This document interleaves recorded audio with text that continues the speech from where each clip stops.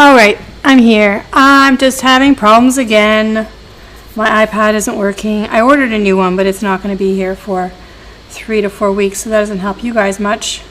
Yeah, my files aren't opening on the iPad. So I'm going to see if it's just because I don't have enough power. I'm going to try and give it some juice and then try it again. In the meantime, we can just look at the notes in another way. So I wanted to start with, okay, I promised you I'd teach you WACC. So I put a couple of questions on WACC on the test, I think, or one or maybe two. And you could have chosen to do one. Then I put a question. So the questions that probably held you up were the ones with portfolio, deciding on weights, because maybe you never looked at those notes yet, and the WACC stuff, because I never really taught it. I just left it up to you to read through. So I want to pick up from WACC. As far as the test goes, I have to get that to the grader still, because Saturday and Sunday I was in transit. My flight was, well, I was a day late coming, so I'm going to get those to the grader, and she promises to have them back by Saturday so that you can at least study from what, your mistakes. I will be sending you the solutions right away, so you'll have that. So you can hear me, right? So some of you commented it was very hard. Well, I know it seemed hard because you didn't learn that stuff well yet. I'll make compensation the best I can. Maybe, well, we'll talk about it later. Let's see what the grader has to say.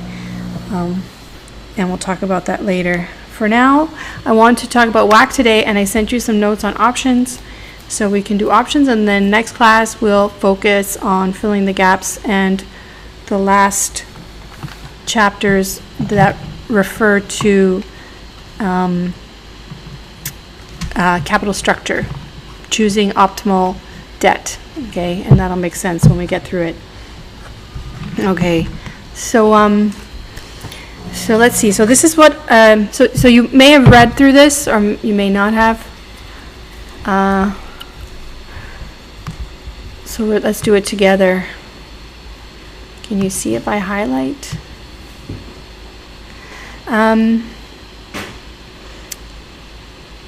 So we're back to the UAIR case, right? And I want to answer the questions in this second part of the UAIR case, and answer them in the lecture notes. The questions are with regard to, and let me just read it.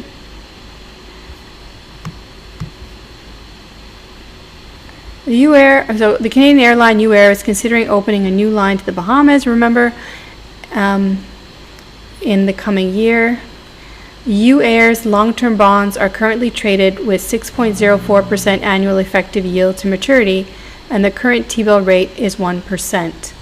Returns for UAIR stock, the market index, and 90-day T-bill for the past 6 years are as follows. So I've used some data that looks familiar, but I just changed the years to arbitrary, just to let you know I have the past 6 years. So I use -1, -2, and so on. And then I give you information on the dividends, and I ask you to, with the knowledge of the current value of your stock and the corporate tax rate of 40%, can you use the CAPM and the dividend growth model to estimate the required rate of return for UAIR stock? So that's the first question that I tackle in the notes. And so let's look at that now. So I'll get you to the notes. So these are the notes. Let me fit it in a little better.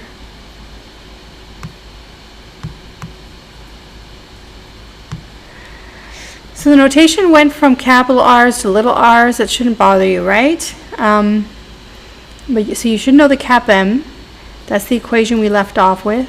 The capital asset pricing model really is a line that maps the trade-off between risk and return, so you can use one to estimate the other.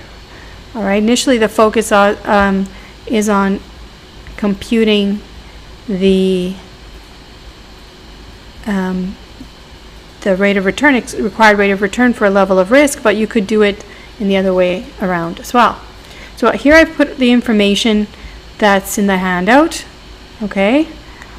And this is supposed to be for Canada, so I'm using numbers that you may have seen in the notes before, but just assume it's for Canada. And I calculate. Okay, so you had problems with the test, lots of statistics, right? Lots of calculations. If you had more chance to practice, it would be much more easy. But as it is, yeah, it takes some time when you're still working through it. But the most important thing is that you understand, and that it's just tedious calculation that you have to do. If you use Excel, if you set up Excel for yourself, that'll make it easier for the final exam.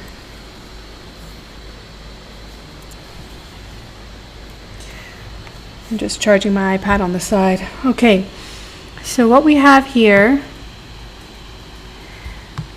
is a calculation of the expected return, right? And the expected return for the stock and for the market index. Okay, so I'm calculating them as averages with the assumption that they come from a symmetric, it's symmetric data, right? That's what my assumption should be. I have enough observations in there. I have some high ones, I have some low ones, and they balance out. So I figure I'm going to use the arithmetic average, and I use the same thing for the market. And then I calculate the standard deviation and the correlation coefficient. All right, now these could be done because it's historical data. You write it like that, but you could just put it in your calculator. Remember how we learned to enter this as X and Y into our calculator, where the market index would be X, that's always on the X-axis, and the asset is always on the Y-axis. So this would be X, and this would be Y in your calculator. So you can confirm all those numbers on the next page yourselves with your calculator. Okay, so I'll just leave that for you to double check if you haven't already. And also, you should be able to get the beta. Why don't we just do that? Let's just take a moment if you haven't done it. Let's put that all into your calculator and get all these numbers for me quickly. You should be able to do it quickly. Let me give you a few minutes.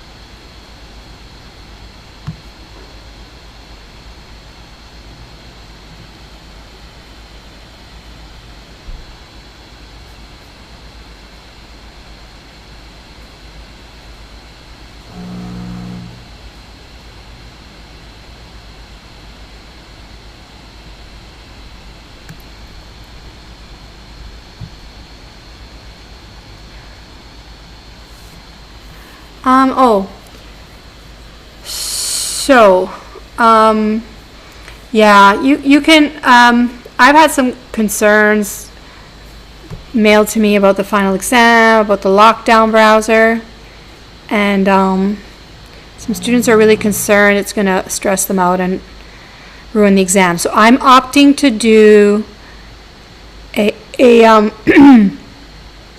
meeting with Zoom, and your video has to be on so I can record the entire exam. So you'll have to have your video on, so you still need a webcam, but we won't use the lockdown browser.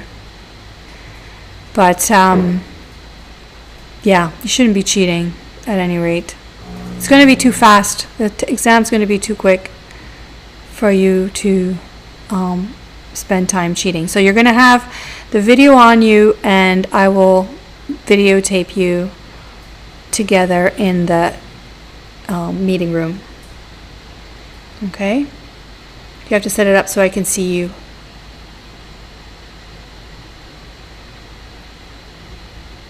So Sena asked, anyway, you guys should be entering this into your calculator. Sena asked me about how to do this in Excel. I don't have time really to show that, but I think I have a file I can send you. I have a file that's all set up. I'll send it to you. I'm going to make a note. It's an Excel file, and you can just change the numbers and see the formulas already written. I've prepared all the formulas. Yeah, I'll share that with the class if you want to try that.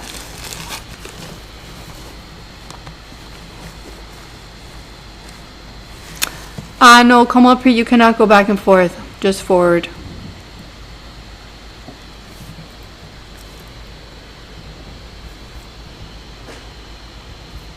So I'm going to send you an Excel worksheet with those formulas. I don't know if you guys can hear the noise in the background. Is they're my 2 air conditioners that are going. It's very hot here. Well, very humid, so we have air conditioner on in the one main room. So I hope that's not distracting.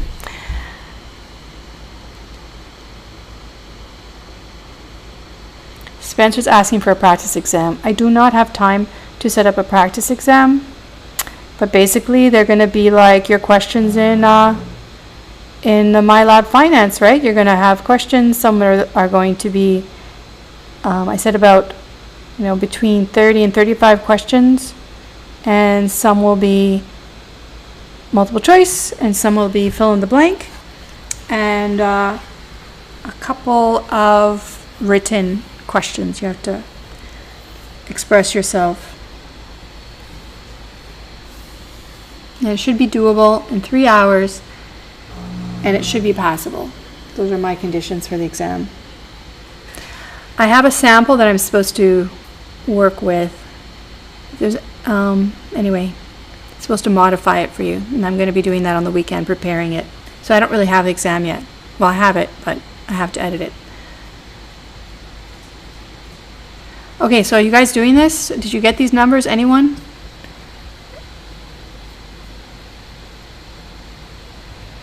Alan's asking, you can see the assignments in MyLab Finance by selecting results. You can select, that's what the representative told me. By selecting the results tab, you can see all the questions. So that's why I felt like I should leave all the questions available to you. So even though you didn't answer all the questions, you can study all the questions. Yeah, you hit the results tab and you should see the practice questions. I'll send a note about that too. Okay, Andre, you got it? Got the numbers nice and easy? Very good.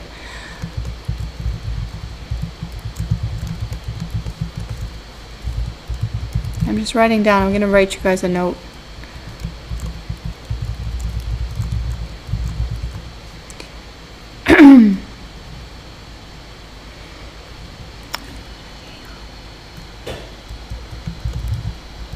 Anybody else? Because I need to move on. So you put these numbers in your calculator and you got these results, right? You even got the slope.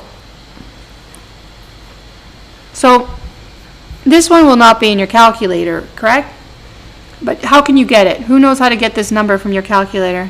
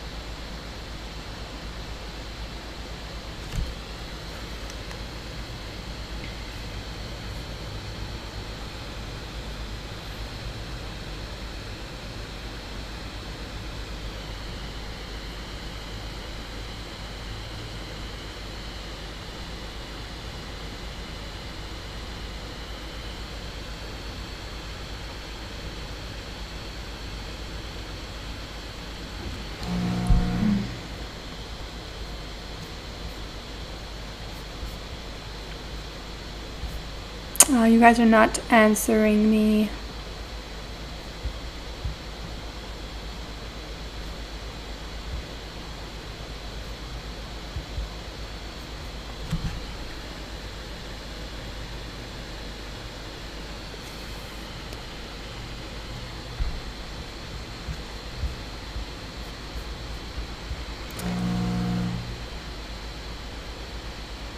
Okay, you cannot get it directly on the calculator, but if you take, to get the covariance, you take the R times SY, I just wrote it in the chat.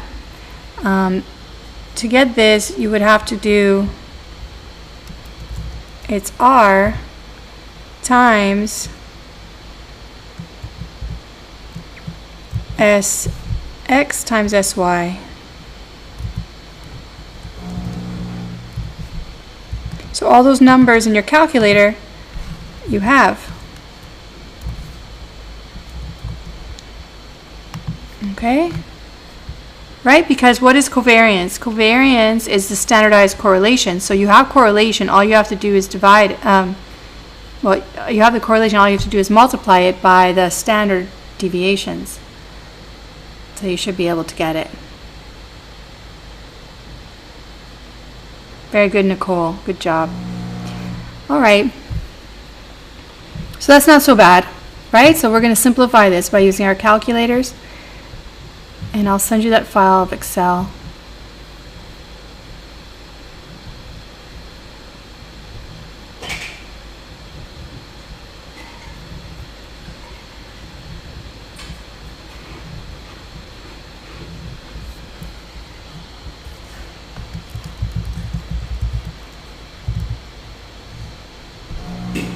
Well, it shouldn't be 0, so you're going to have to check that.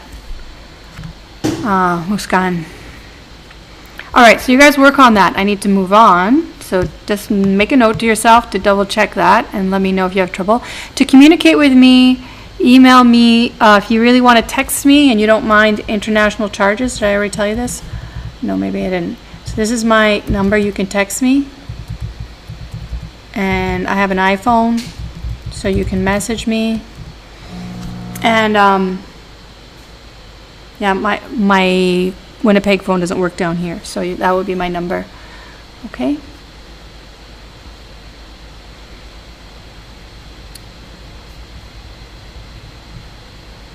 Okay, so this is what we got. We got 1.55, so it's more sensitive than market returns, right? It's sensitive to market returns, this stock for UAIR.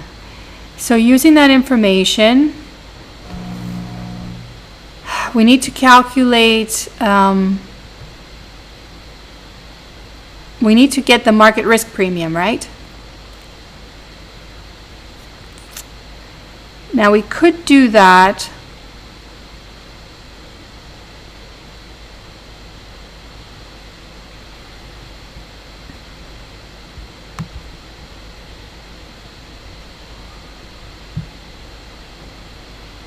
if you solve for the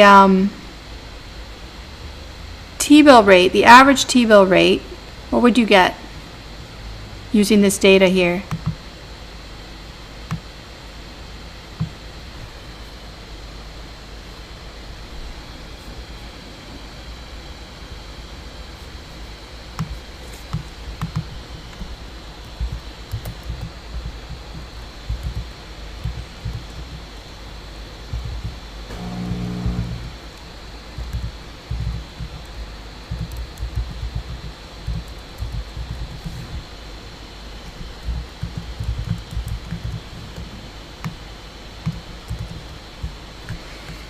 Okay, so if you use this data here, the average T-bill rate would be 2.365. That would be the arithmetic average,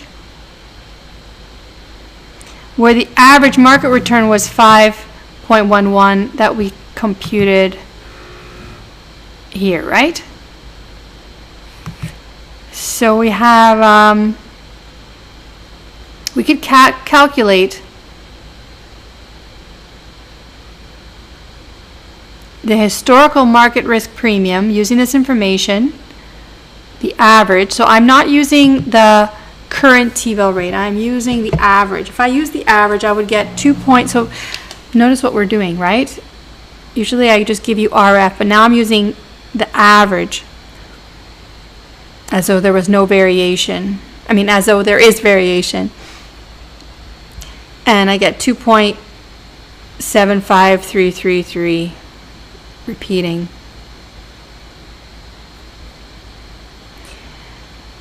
So if I use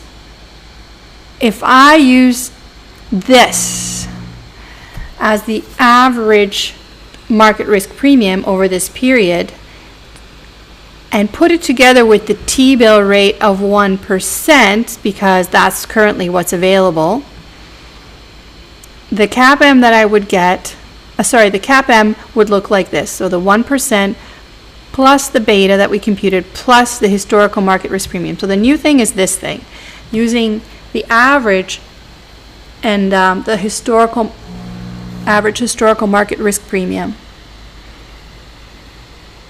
If I do that, I get the expected return for UAIR's stock as 5.273277. So that would be a more robust, because I'm using, history, not just, I'm using the historical returns on the market with historical T-bill rate. That should be more stable than if I just use the current one. I don't know, robust, I don't know if that's a better word for it. Okay, more reliable. And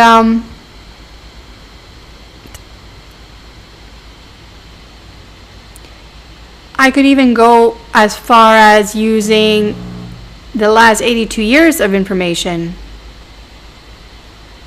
Let's say I use the last 82 years of information and it turned out that the T-bill rate was 3.7% on average, and common stock return was 11.3% on average.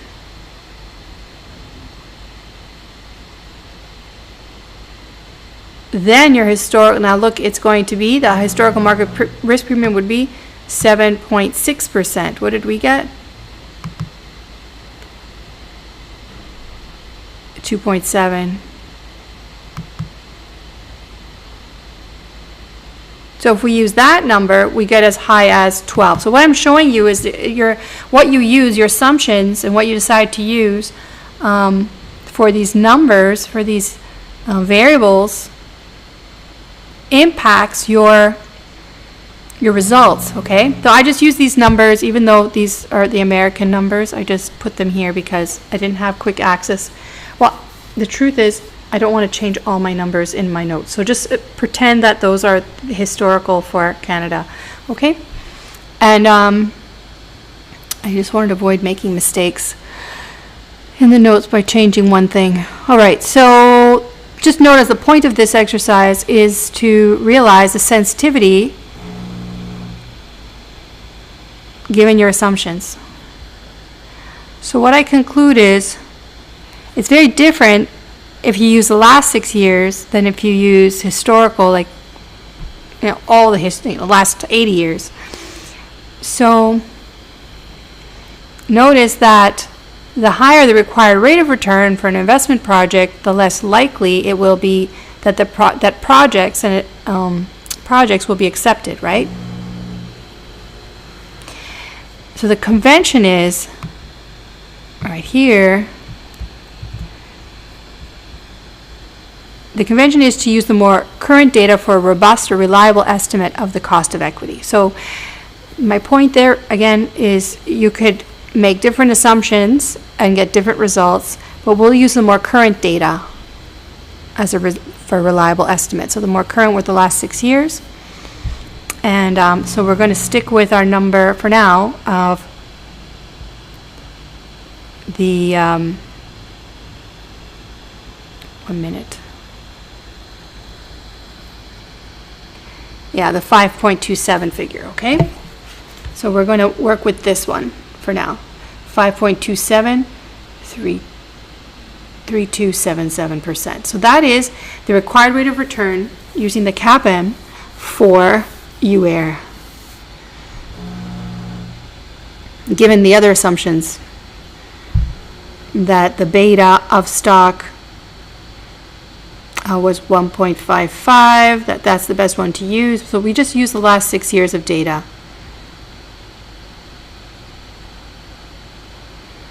Any questions? Muskan is asking for 1.55. That's your slope, Muskan. That was your slope in your calculator, okay? So in your calculator, back to this first page, second page, you can get this out of your calculator as the square Sx squared. That's what this would be. Let's put that down. So this would be Sx squared on your calculator.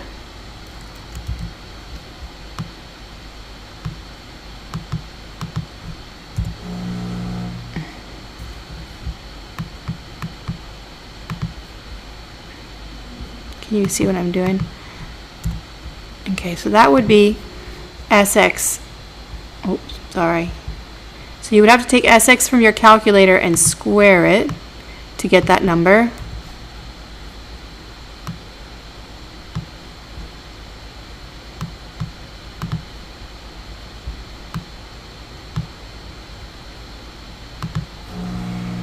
Alright, so that would be Sx squared. This one, as I explained, you could get by taking R, Sx, Sy. And this is just a slope, 1.55, 2038.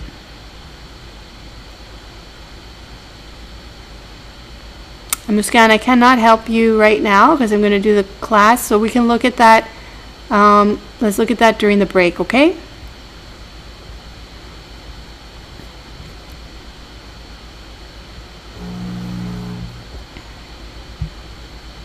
I will do that during the break. Alright, so where were we? So then, continuing with the problem. So I use the CAPM, and I settled on this as my required rate of return for the CAPM. And now, sorry, I'm flicking through these slides. So now we're going to do the same. What we're going to do this differently. We're going to use the the dividend growth model. Remember the dividend growth model. Using this information, I want to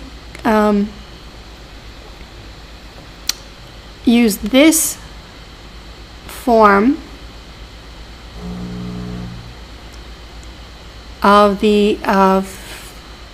I want to use the formula for perpetuity that we use to value stock as the present value of future cash flows, where the cash flows are a set dividend, C1 forever, C1, and then a constant growth forever. So that's my assumption. If I use the dividend growth model, my assumption is constant growth, and that I know C1. Okay, so if you have to be given different information now in using the perpetuity. Instead of solving for the price or the value of stock, you're going to be solving for the return, or the I, right? The interest, the implicit return to stock. So you need the first cash flow, the first dividend, you need the price, and you need the growth rate. So all that we're missing, we're told that the next dividend, we're not told anything about the next dividend. We're given this information here about dividends.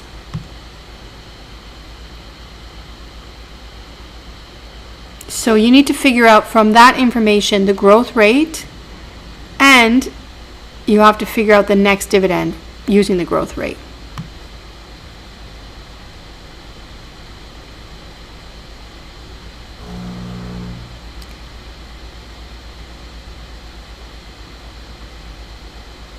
Nicole, what is your B? 1.55? That is supposed to be B. That's what it is. It's a slope. V is the slope. V is the slope of the best fit line. So it should be that number. I'm going back to the first page again. I'm sorry for people. Yes, you should be able to do most of these calculations in your calculator. That's why I made you buy it. Okay, so the slope, as crazy as all these numbers look on this page, you can get these numbers very directly out of your calculator if you know how. Okay, so this is just the slope. This is just B in your calculator. Now you know.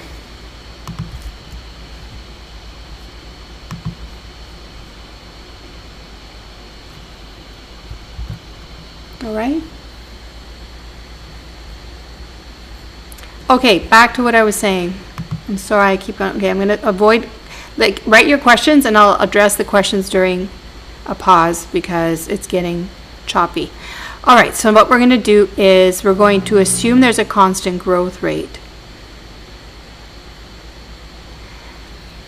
Assume there's a constant growth rate, even though it doesn't look like a constant growth rate, right? Because we have two 24s and then two 25s, and so, but we're going to assume one, and that's why I write it like this: 1 plus g to the power of 6, as though growth was constant. 1 plus g times 1 plus g times 1 plus g 6 times. After, using the first dividend up until 0. So then notice 6 plus minus 6.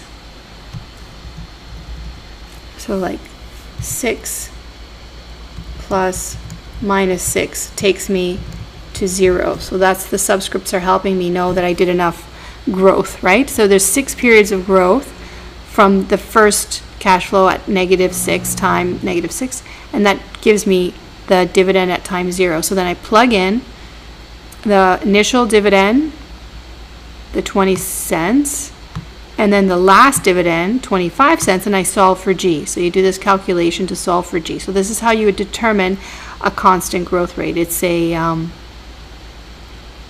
as though it's a geometric average. Okay, so then you use it to get the next one, and that's how you know the next one is 25 cents, almost 26 cents. But you don't round, because I don't want you to round intermediate calculations. You keep it on your calculator. Store it if you must, and then plug it in here.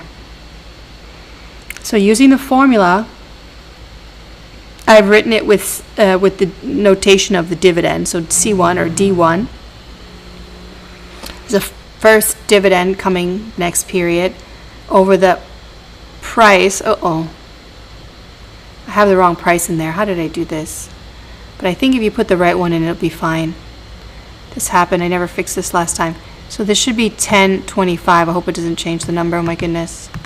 So let's see which one it should be. So tell me what the price should be to get this answer, because I don't want to change it. You see, this is what happens when I change my notes. Let's see which one it is. You guys tell me.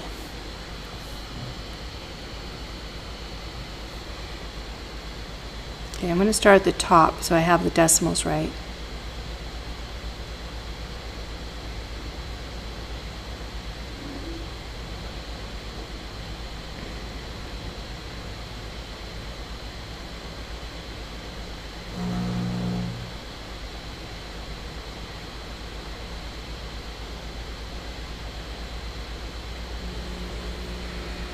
Okay.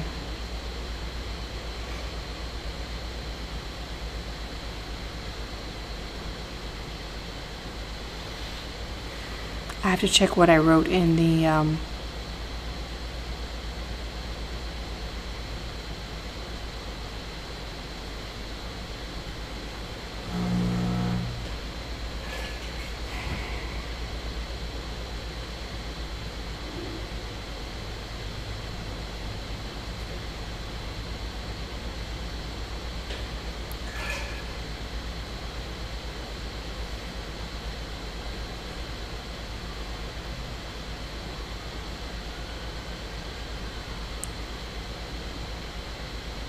Sorry, I'm here. I'm just checking my numbers.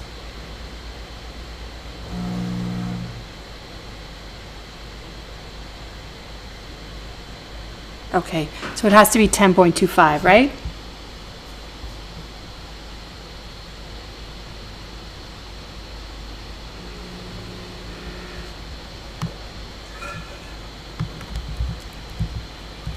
I'm just going to check that what did I make the price on the handout? Oh my goodness. 10.25. Okay, so 10.25 it is. So correct that in your notes. And everything's fine. Okay, so what are we doing? We are using the dividend that's coming in the formula here over the price, current price, or actually, yeah, current P0 is now, and then adding the growth rate we computed up here, and we get this. So if we use a dividend growth model, it's similar to using the CAPM. The result is similar.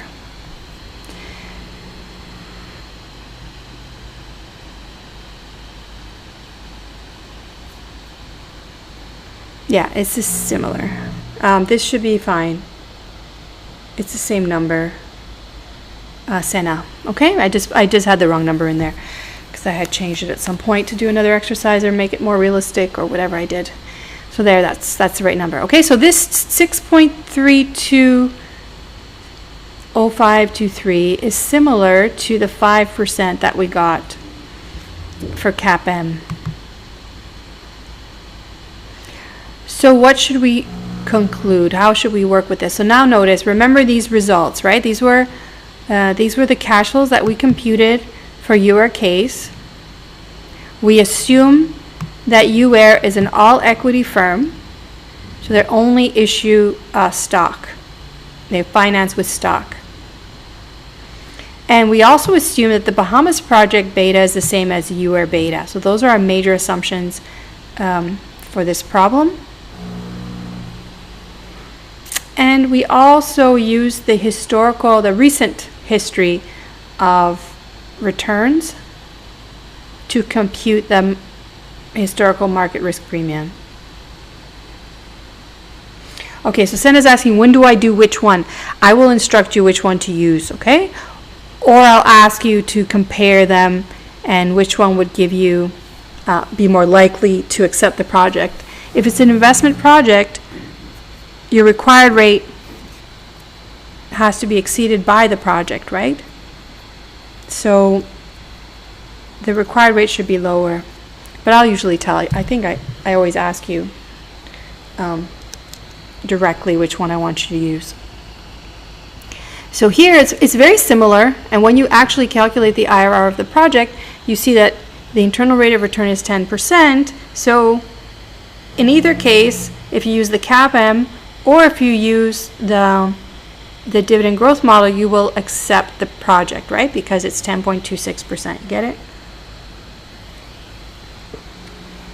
Notice if we had used the long history, all of the data of 82 years to calculate the market risk premium, we would not have. So you see it's going to be sensitive and you have to make your decisions outright. Maybe calculate them all and then pick one and then state why you would pick one over the other. In this case, we prefer to use the more recent past because we think that's more reflective of what's coming. All right?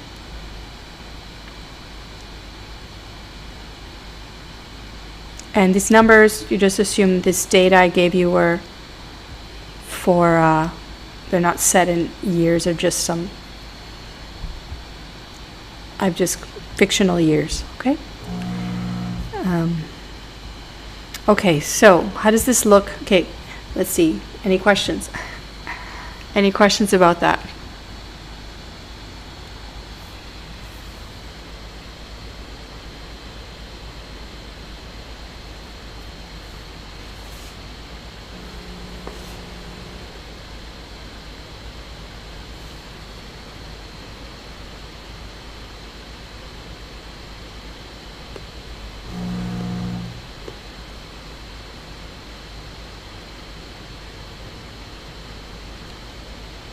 No?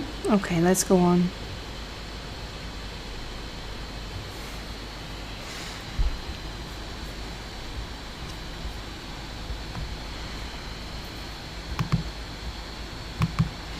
So what does this look like?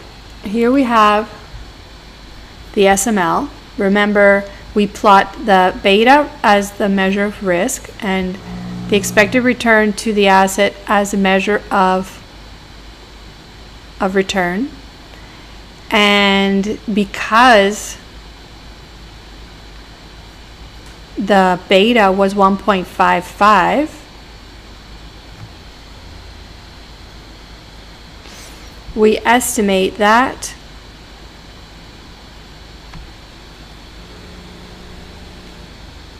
what happened here?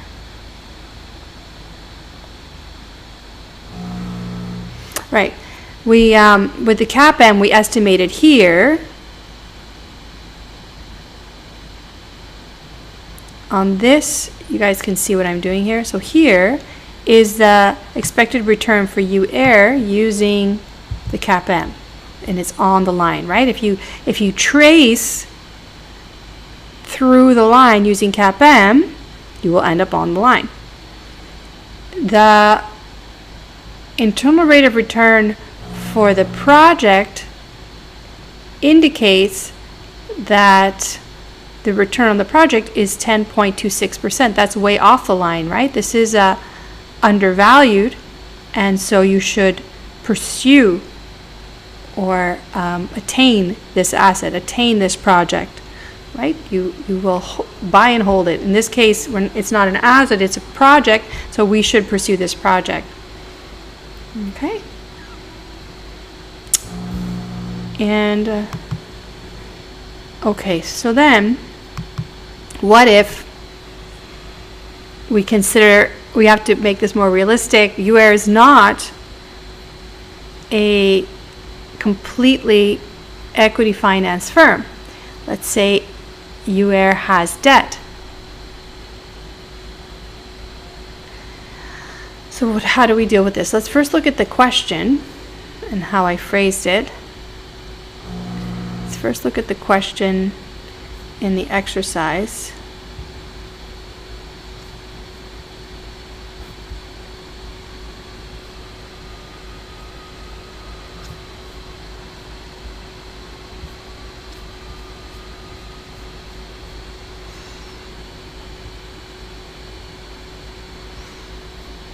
The question states,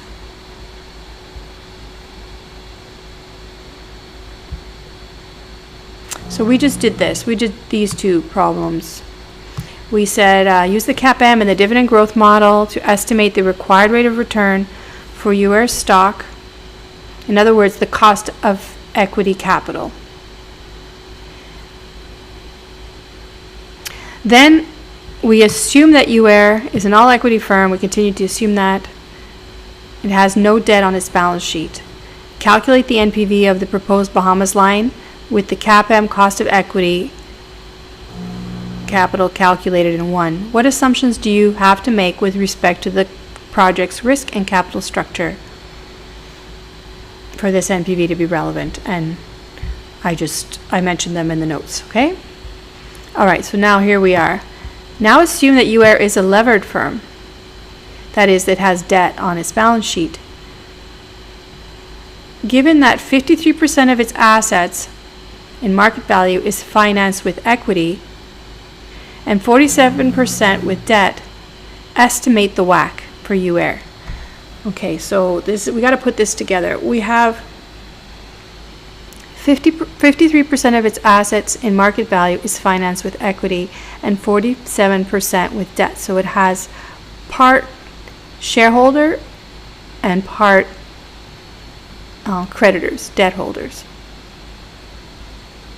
Some investors could be both, all right? But I'm going to speak about them. I'm going to speak about them as separate. Well, you'll see what I mean when I get to it. We'll speak about how we treat either group of investor. So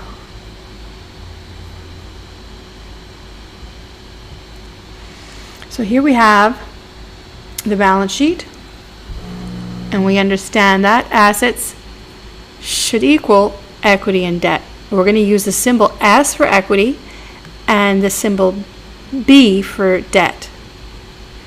And the firm's assets are financed by both. So the value of the firm should equal, in a balance sheet, should equal outstanding value of stock and the outstanding value of debt, the market value. It's got to be very clear. It has to be the market value of the assets, not the book value. Okay, so the notation I'm going to introduce, so S is the market value of outstanding stock, which is also called equity. RS is the return on equity, the cost of equity. That's like the required rate of return for stockholders. And it's also the return for dollar invested that the firm would have to pay to stockholders. Okay? The beta S is the systemic risk of equity. So that's just the portion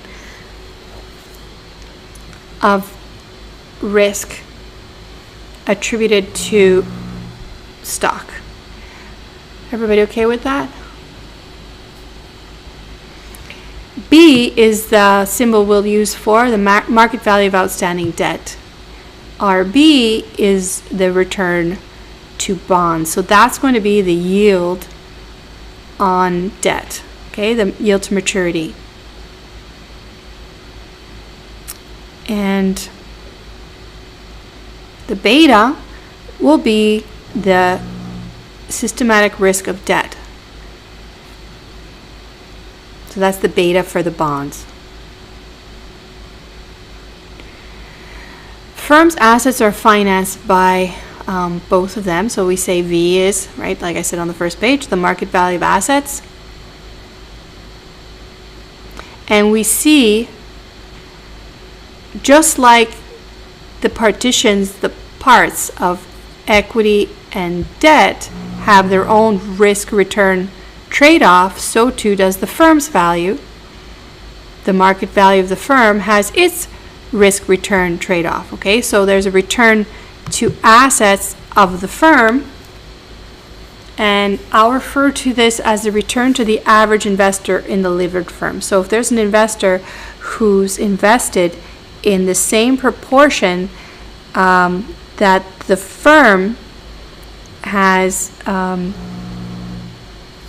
part debt and equity, so if it's, in our example, was 57 and 43, so the average investor would be someone who's invested the same way as the firm is levered. So leverage is the word for a firm that issues debt, a levered firm. This word here. Okay. And the beta of assets is a measure of the systematic risk of a levered firm. So that's, again, the risk associated with being invested partially in debt, partially in equity, in the same proportion as the firm has debt and equity.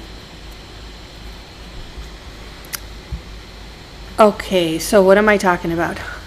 So these are the proportions I'm talking about. Okay, so if it's an all equity firm, then S plus B is the same as S, right? So B is 0 here. So it's 100% equity. That would be the fraction of equity would be 100%, and the fraction of debt would be 0%. If the firm was all debt, then the bondholders, then they would only have bondholders, and the ratio of debt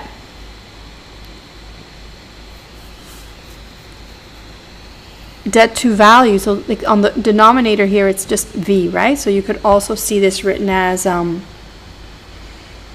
this could also be written as B over V, but I don't do that. I don't know. I just never like to write it like that. But you'll also see this. This is the same thing, right?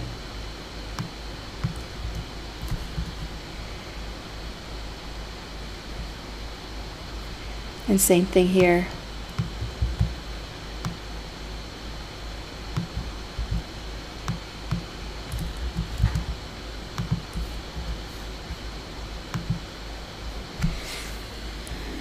You guys okay with this? But the average investor would have part invested in debt and part invested in stock, and the average investor would be invested in the same ratio that the firm is financed. So these ratios apply to the firm just like they do to the average investor. Okay.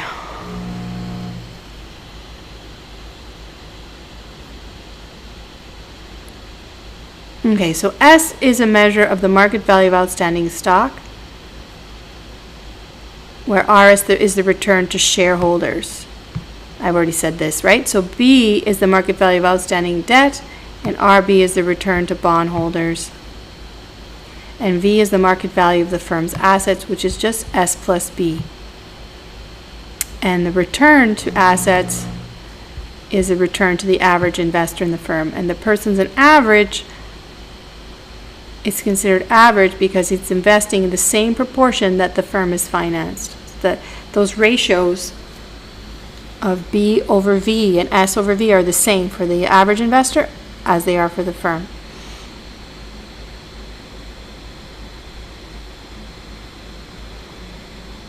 Okay, and just to make a point, if the firm is just an all equity firm, then the return on assets is the same as RS. If the firm is all debt finance, the return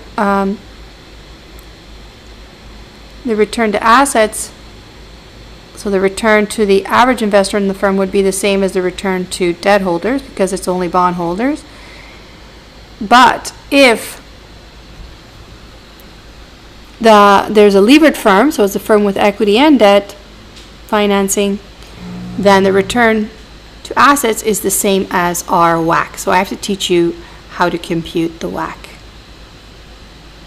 if you didn't learn it already. WACC, and I mentioned this to you before, we call WACC the cost of capital of the levered firm. So this term, cost of capital, if it's just an equity firm, it's called cost of equity. If it's just a debt firm, a debt finance firm, it's cost of debt. But if you put it together, we call it the required rate of return of the average investor in a levered firm. We call it the WACC, or the cost of capital of the levered firm. So all these terms mean the same thing for WACC. How do we calculate the WACC? So this is what I want you to look at right here. What is going on here? How can you say what this is in a few words? And the words are already on the slide.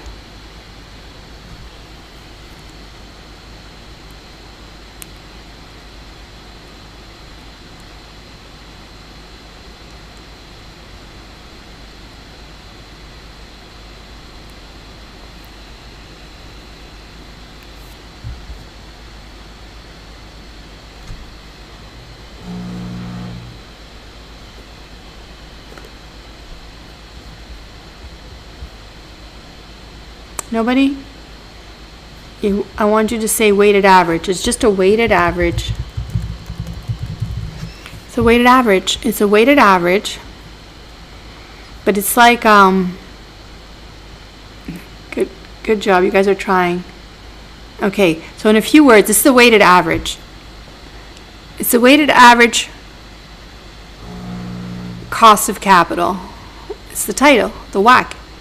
It's the weighted average of the return, the required rate of return for stockholders and the required rate of return for bondholders. However, there's a catch here. And what is this?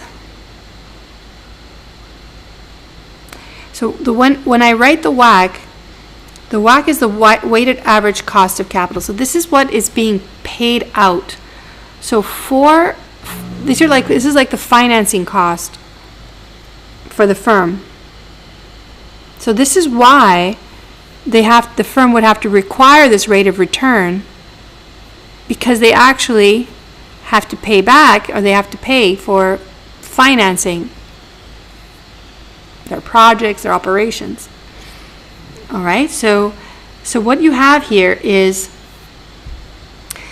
you have the portion, the weight, right, with the return to shareholders, and then you have the weight with the return to bondholders, but there's this extra term. Why is that extra term there? Can somebody tell me? Even though it's on the slide, can you say it in your own words? Or anyway, even if you say it in the slide words, what is happening there? Why does that extra term exist? So everything makes sense, right? It's a weighted average, debt and equity. The only thing that I want you to explain is what is 1 minus TC doing there?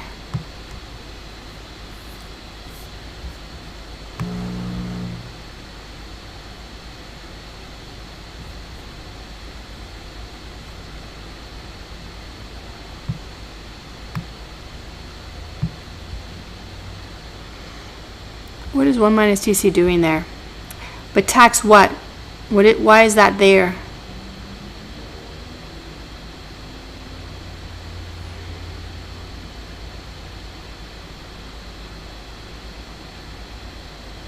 Okay, KL. So tax savings for what reason? It's on the slide, but so the point is, this term is here because the fact is that for every dollar, that's what this represents. This is every dollar, right? Whenever I show you returns or interest rates or rates, this is for every dollar invested by the average investor in the firm. They want to get the return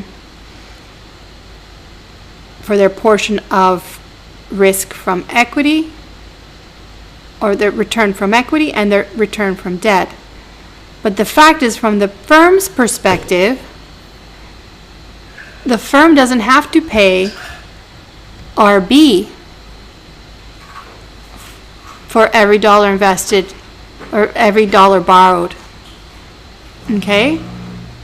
They actually can expense, they can claim, reduce their taxable income by the debt payment. So they pay out less than RB. This is a number less than RB. It's RB times 1 minus TC. It's a fraction of RB. That's why. Okay, so the firm pays bondholders interest payments for RB for every dollar invested. However, the firm also incurs tax savings, TC times RB, for every dollar invested. Therefore, the cash outflow of the firm to its bondholders and the cash inflow to bondholders of the firm for each dollar invested will be RB1 minus TC. So this reflects the effect of tax savings. Got it? Okay, you guys are doing a good job with that. So that's WACC. Now remember, the CAPM maps return to risk through that line, the security market line. We'll have to take account of the fact that we're going to be dealing with the after-tax cost of debt. And that's what this RB1 minus TC stands for, after-tax cost of debt. I'm going to put a note about that.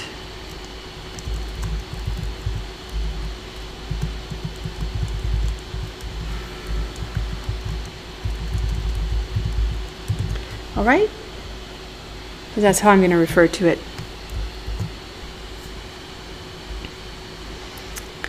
Okay. So with the question that I gave you for UAIR, let's calculate the WACC. So I'm going to use the return on equity that we computed, the 0.05273, and I gave you the fraction that was equity finance, 53%. And here is the cost of debt and after tax. So this is the yield to maturity after tax, and then this is the ratio of debt financing.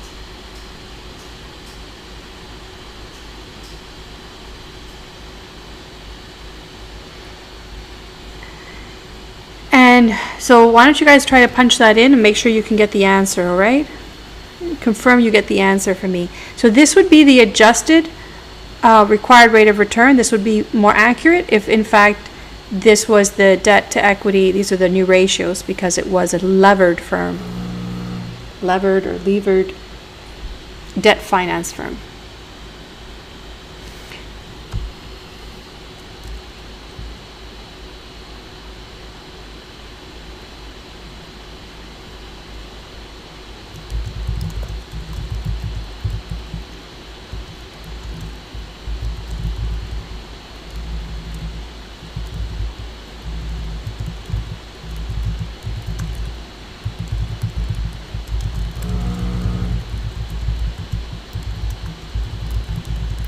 You guys hear my keyboard clicking? I'm just responding to Senna. So we're going to do some exercises before I continue on to options. So make sure you can punch that in. You understand what you're doing.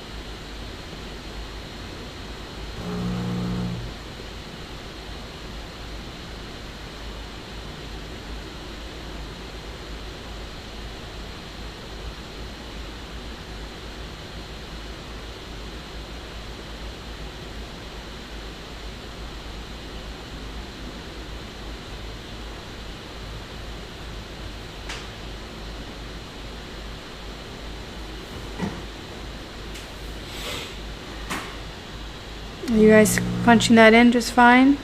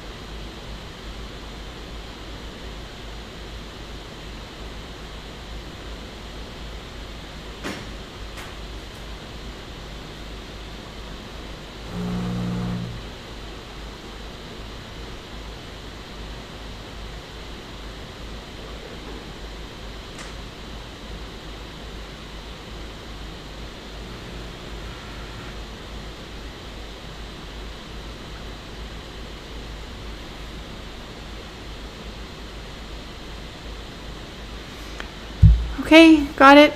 Very good. Okay, good. All right, so what did we get now? So we have now a new CAPM. Sorry, what am I saying? We have a new required rate of return, where we use CAPM to get the return to equity, right? So I still call it the required rate of return CAPM, but it is it's this part, the equity part was from CAPM, and then I used the WACC to get the whole thing. And now what do we do? What did we get? We got a smaller number. So this is going to happen because the return on debt is usually smaller, right, than the return to equity. The required rate of return for debt is lower because creditors have a promise. They have a promise or commitment through their certificate, their bond that they purchased. It promises to pay them a certain amount on a certain day, etc. So there's less risk associated with that, and so too there's a lower required rate of return. So that will overall lower from 5%, it's down to 4.5%. I kept all the decimal places there for good habit, but you just follow directions on giving me the final answer. So there I have 6 decimal places on my percentage. All right, so we know that we're still going to invest because we just made the required rate of return smaller, and it's the internal rate of return, remember, was 10%, so that we're still going to accept this project. Didn't change our findings. So I'm going to answer the last couple questions. What if, so I'm going to change something else here. We assumed that the beta for UAIR was the same as the beta for this project to the Bahamas. Now, maybe that's not the best assumption. In fact, when looking at this and looking at the industry betas, are looking at historically the industry betas for these kinds of trips, let's say we found out that, or I should call them these flights, right, for these destination of Bahamas, the beta is much higher. It's much higher. It's much more sensitive to market returns. Okay, people are not implying that when the market does well, the Bahamas line or flights to the Bahamas do very well, 5 times better.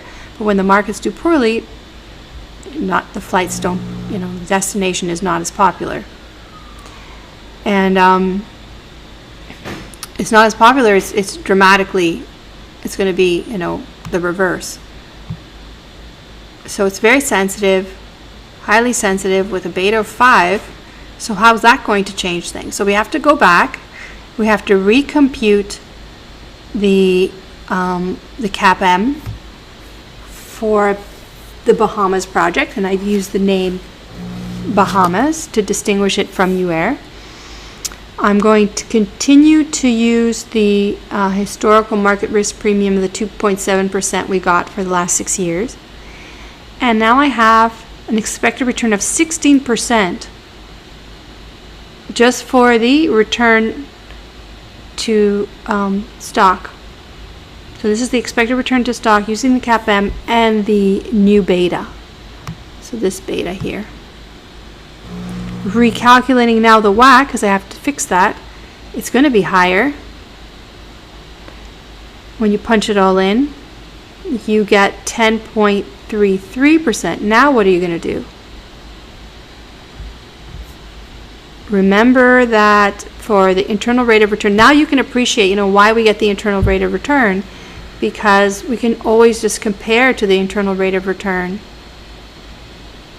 and see in this case that the NPV is going to be a negative. We shouldn't invest. The internal rate of return already tells us that. The return on the project is 10.26%, and our required rate using this new beta for the equity is 10.33%. So we should not invest in the firm.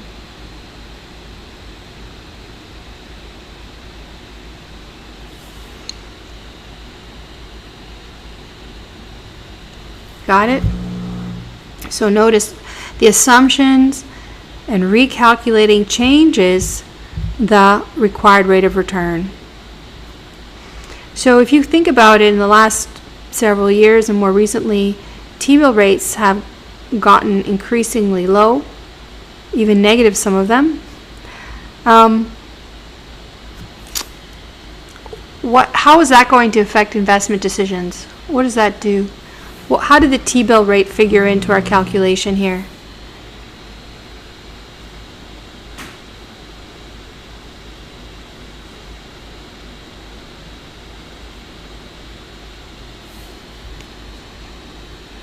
So it would just make the required rate, the cost of equity, it's already 1, so it's not going to dramatically change much if it goes down. But it could, if going negative, it could even make it lower. The expected rate of return, the cost of equity at least, will be lower, and that could lower your required rate of return in your WACC, okay? So that's how you see the incentive, lowering the T-bill rate is an incentive for investment or pursuing projects, because it will lower your required rate of return for investment projects in the firm.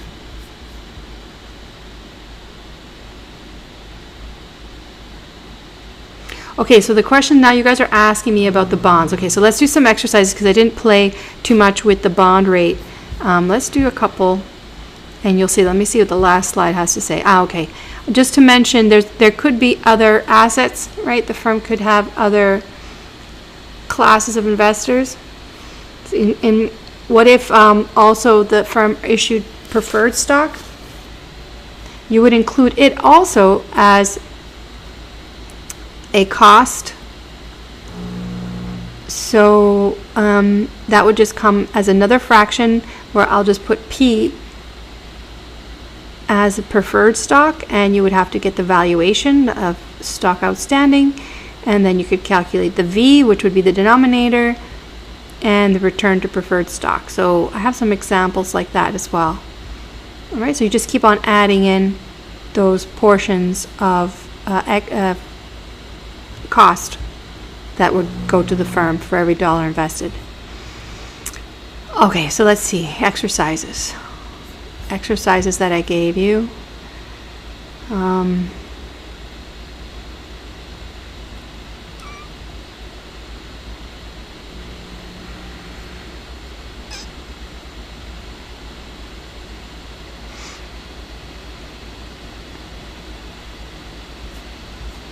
Yeah, let's just do review.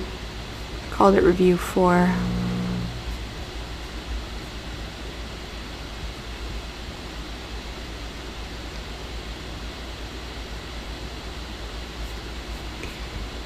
So we have review 4 and review 5. So that's all I gave you. That's enough, right? Anybody go through them? I think they're enough. So let's see.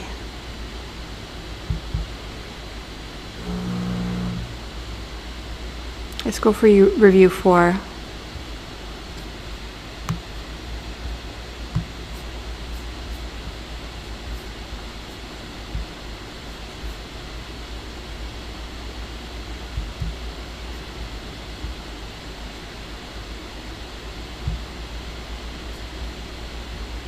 You can see that?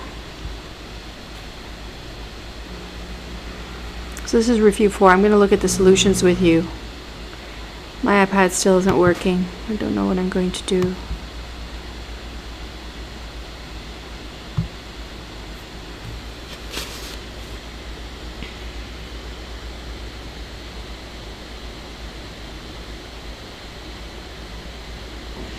Okay, so open up review 4, solutions.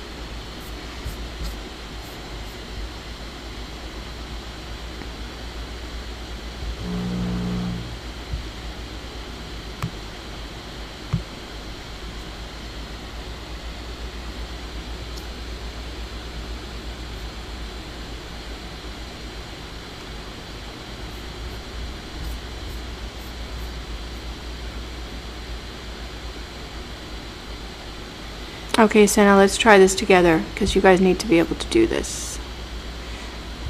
Okay, so here's the information. So Diversification Incorporated has the following capital structure.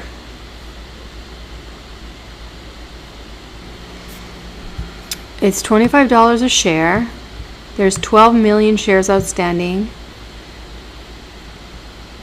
Debentures are, this are the bonds, right? So it's 1,100 per bond, and there's 300,000 outstanding. So you can figure out from here, S. So I'm going to ask you find S and find P. Not P, B. So find S and B.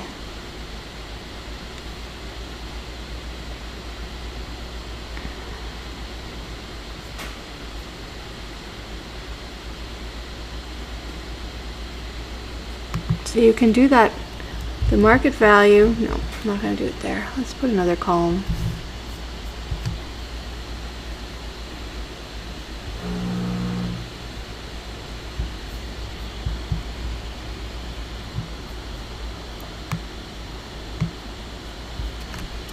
So S is equal to, and B is equal to, how much? You guys tell me.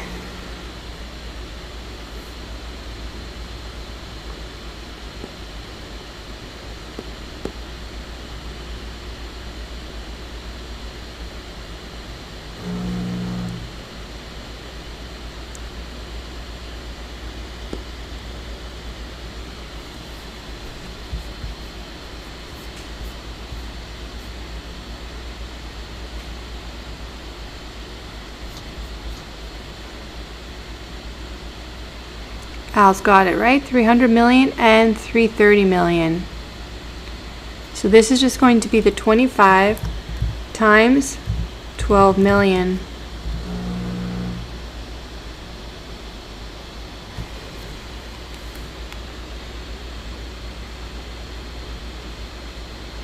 Right, so that's 300 million. And B is going to be 1,100 times 300,000.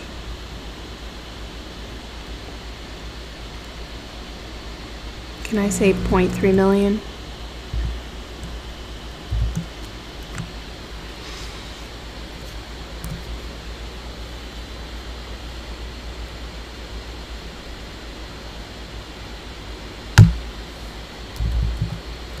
Okay, so you got that, so we got those. So then what we want to figure out is assume diversification stock has a beta of 1.6.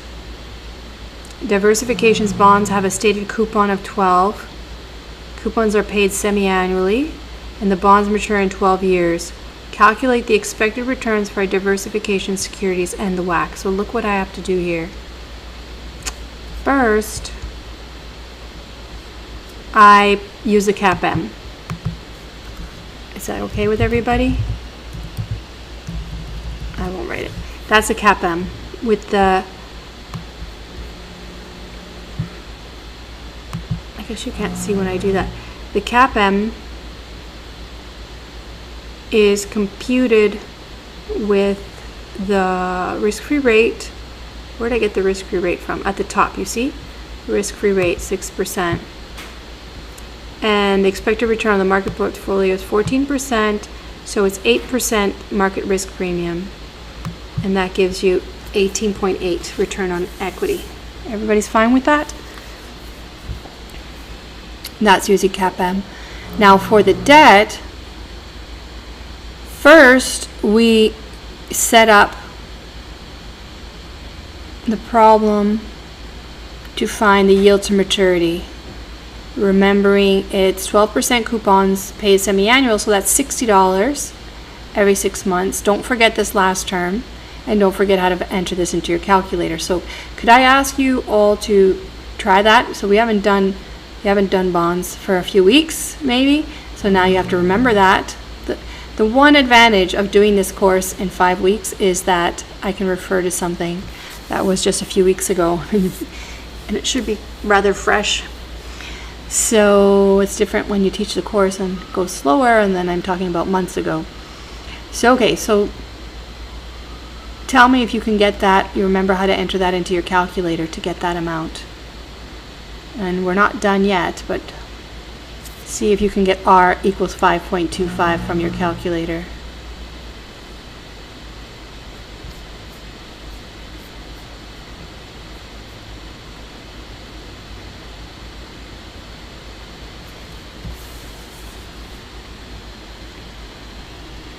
I'll wait for 5 of you to get it.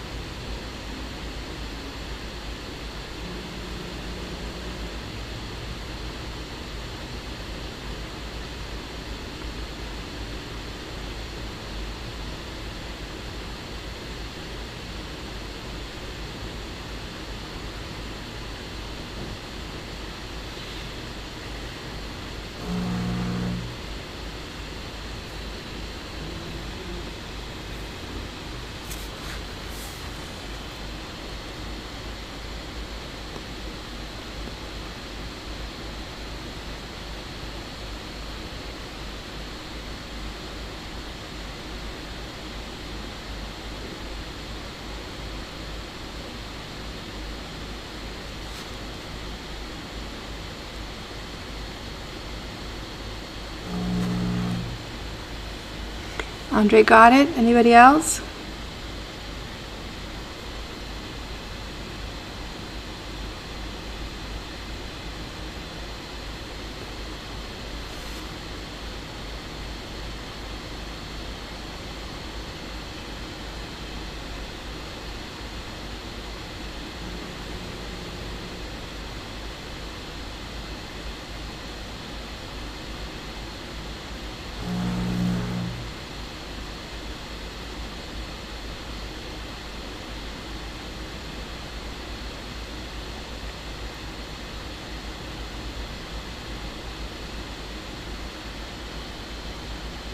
Okay, right, so you guys are kind of forgetting.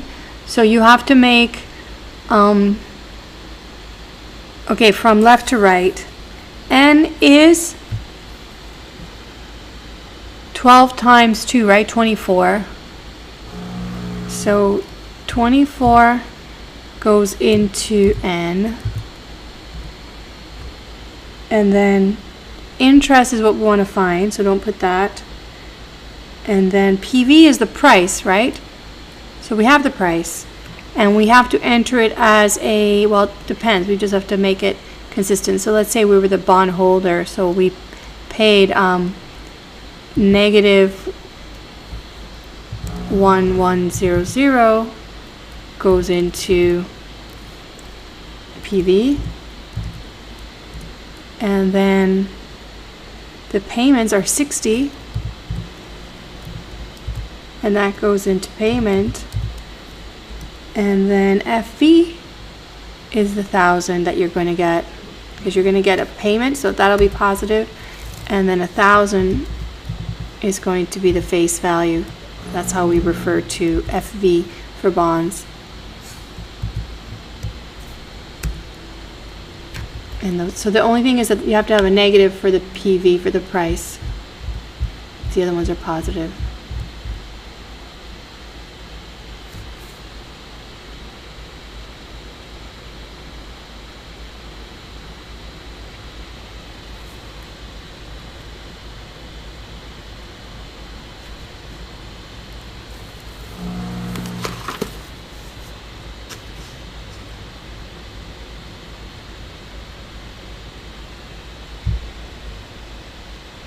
Okay, so you guys got it. All right, now, are we done? Nope. We have to convert that to the annual effective rate. Okay, I want you to get the annual effective rate.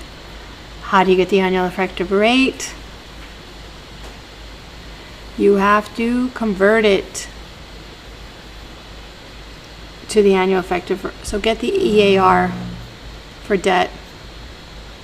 And then after tax. So you could put it in as, so I have the numbers here. You could put the 1079 with the 1.4 together before, or just in the formula, that would be fine.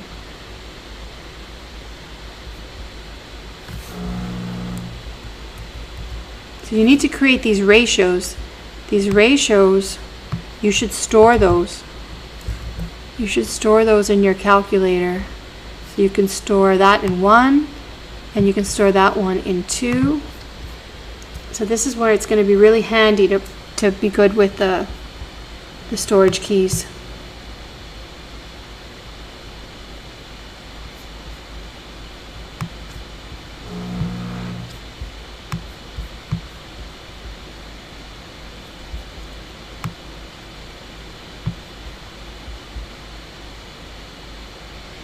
Questions?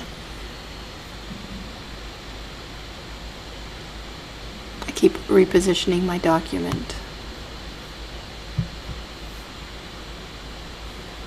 Any questions about that?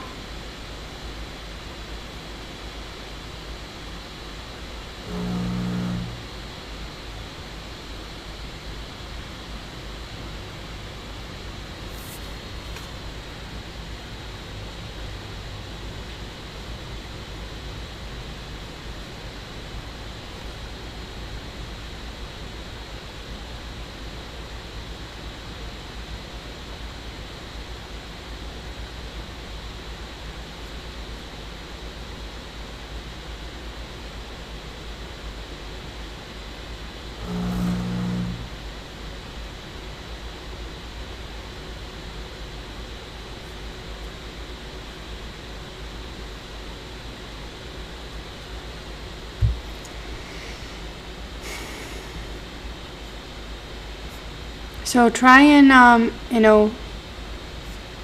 use the storage keys for these amounts, or it can get really messy.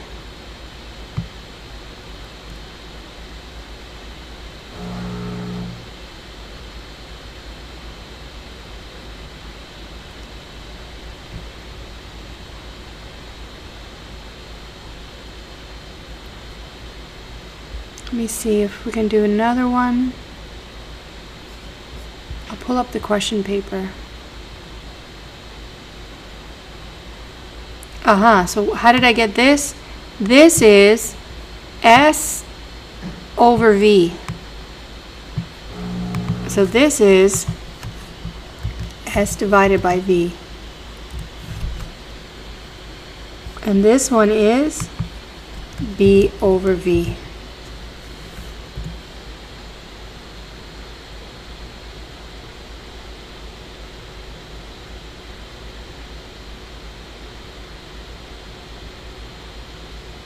Yeah, where V is S plus B.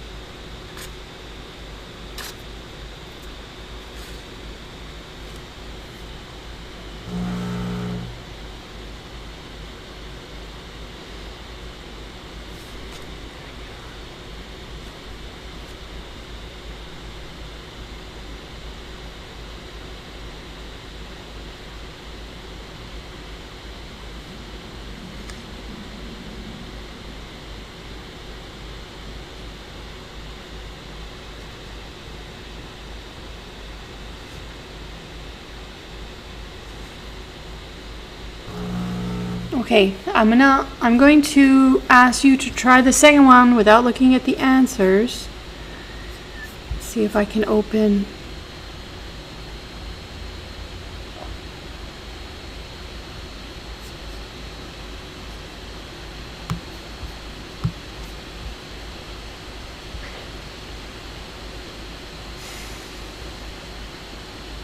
Okay, the second one, you have to get a lot of betas.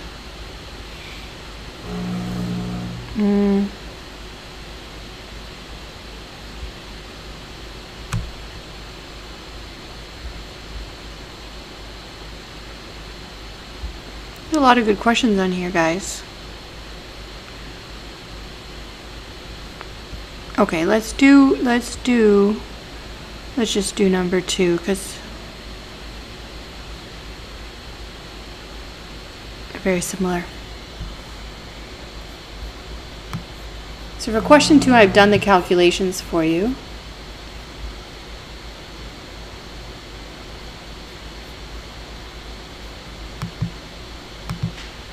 Let me open the question. No, actually, I'll just push down the answer.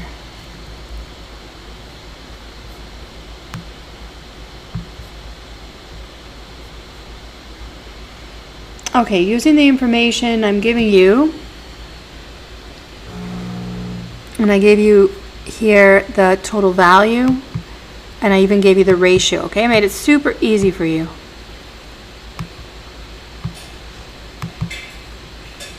So it's a weighted, it's like a portfolio, right? This is the portfolio weight.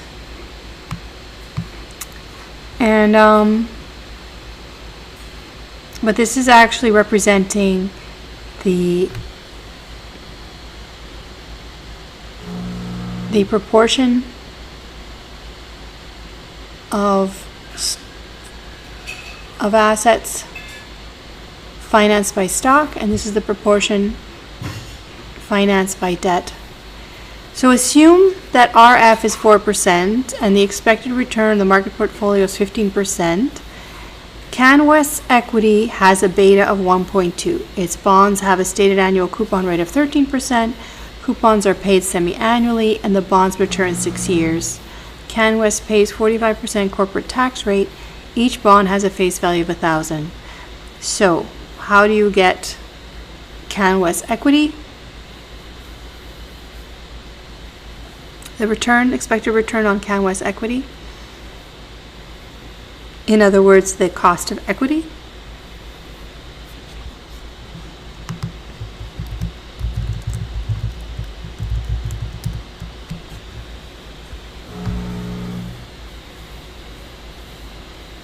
What would you use here? You have all this information. You can probably use CAPM, right?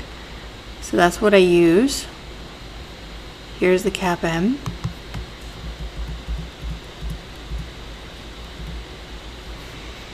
And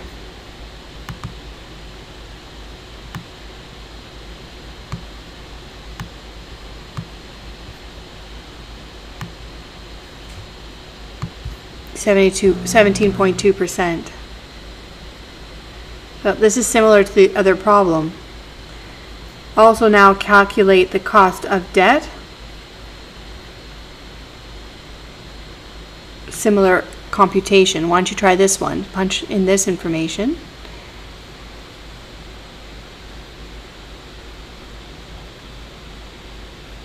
Now I want to deal with the betas. Okay, so solve these two, and then we'll go on to the betas together.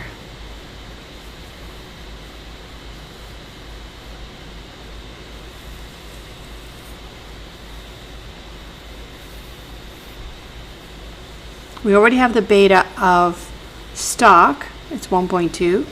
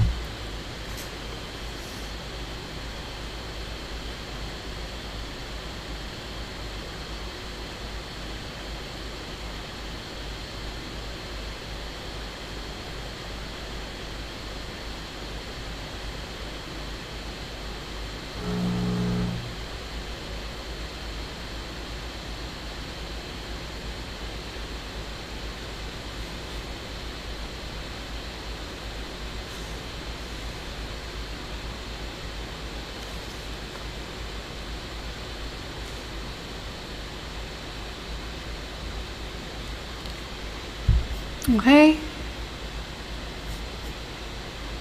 So you should be able to get this easily with negative 975 as the present value. The payment is 65. The face value is 1,000. And the N is 24. It's the same numbers, similar numbers anyway. And you get this expected return. Then you have to convert it to the effective annual rate. So the RB is going to be the EAR, the effective annual rate, the yield to maturity. That's what I need for my WACC. And then I multiply it by after tax, 65, so it's 55%, or 1 minus 0.45. So this is my cost of debt. The cost of equity is higher, cost of debt is lower, and I don't ask you for the WACC right away. Then I ask you to get the debt, the beta of debt after tax. Why do I do that? Well, I want to use this one.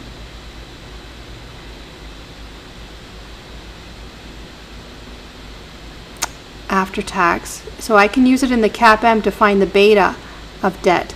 So the beta of debt after tax can be calculated as 0.340723. Does everybody get that?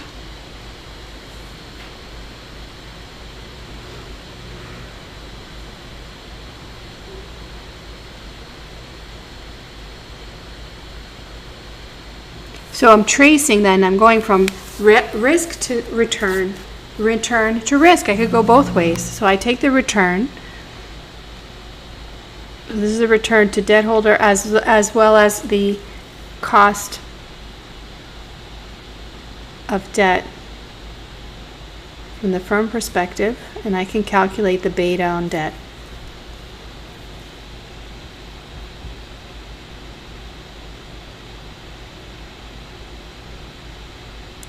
And then, so I can, rather than using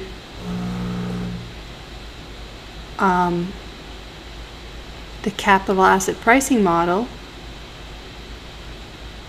rather than using the WACC formula of the expected return, what am I saying? Rather than using WACC as the weighted average cost of capital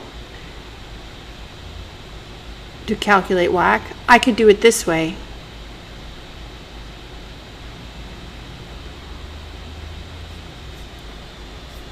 Let me see what my screen, what have I done with my screen?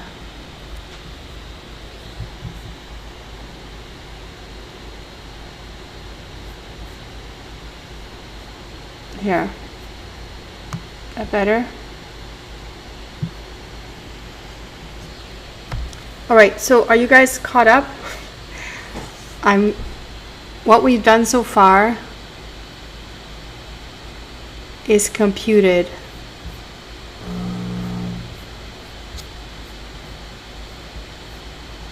I computed first the return on equity, then return on debt after tax, then the beta of debt after tax, and I already have the beta of equity. If I put them together, I can get the beta of assets.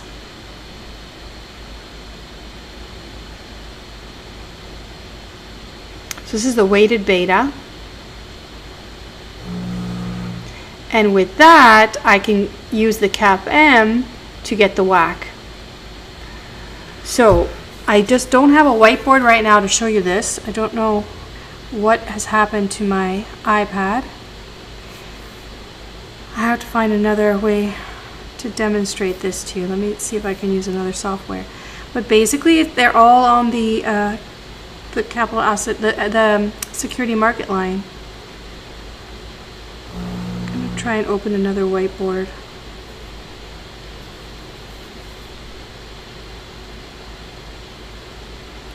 Okay, maybe this will work. Okay. Let's see what happens. Um,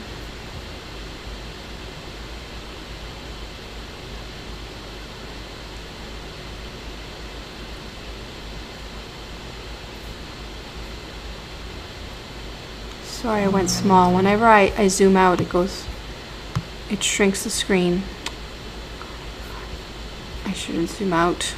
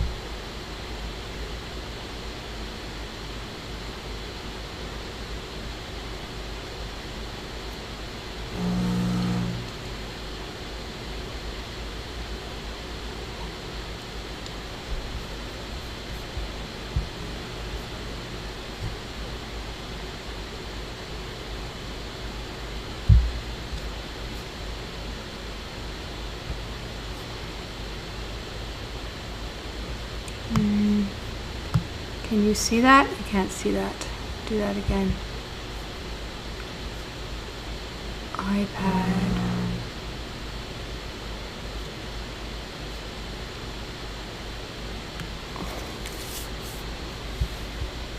That didn't work.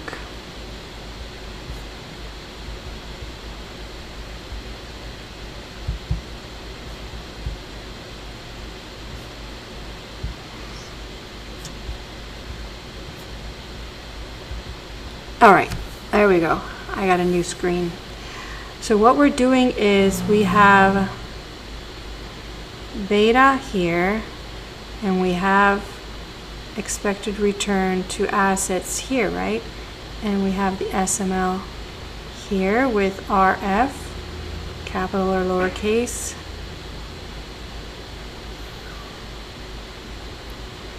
And wait, I gotta fit the screen, don't I?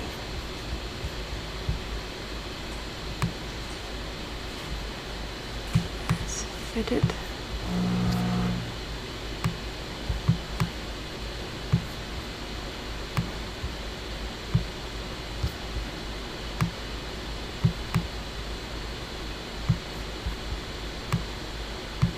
All right, so if we get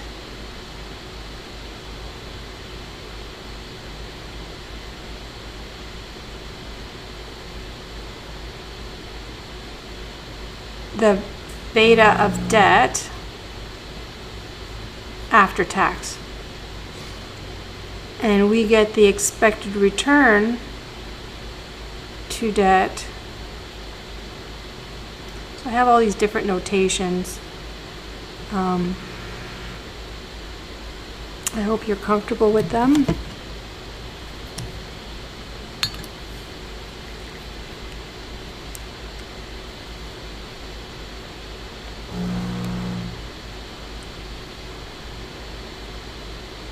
I have to make this bigger.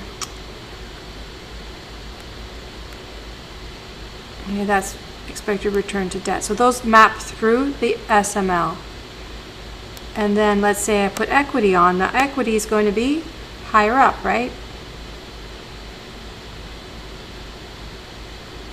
So this would be the beta of equity.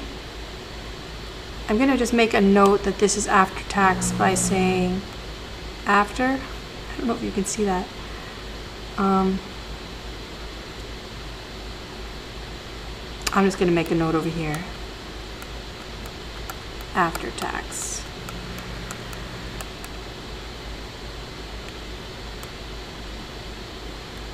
Okay. So we put equity here. And then this would be the return on equity.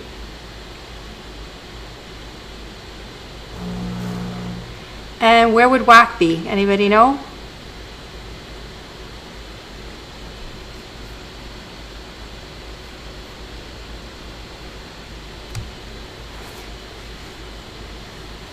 Where would WACC be?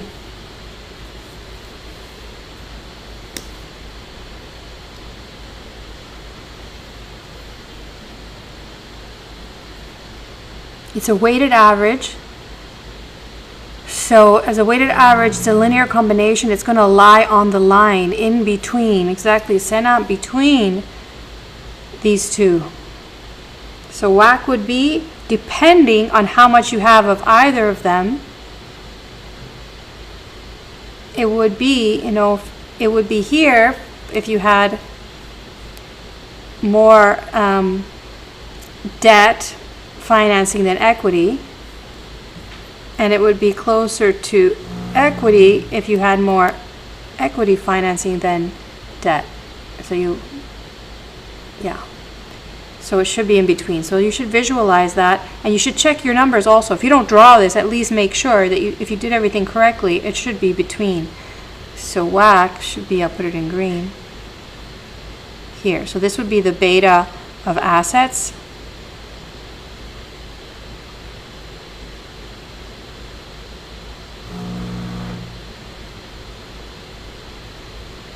And then this is going to be what we call WACC.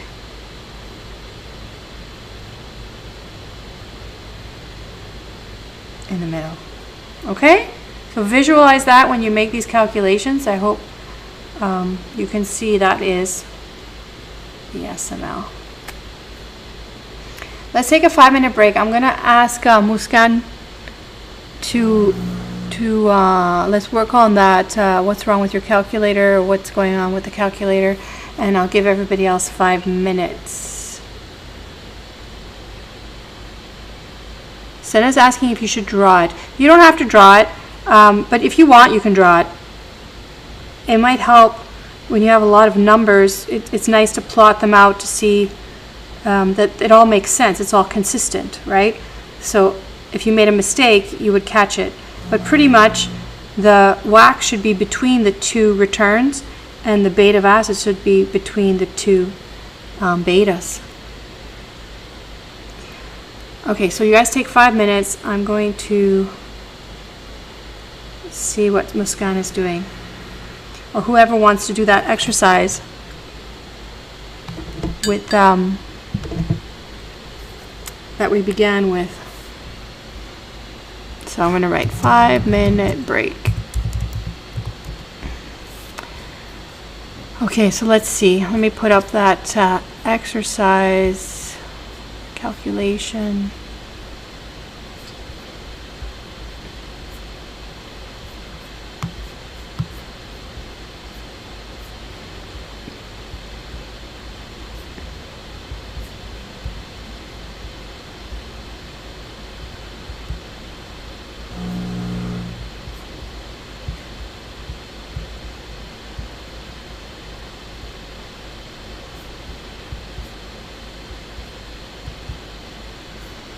So it would be this one.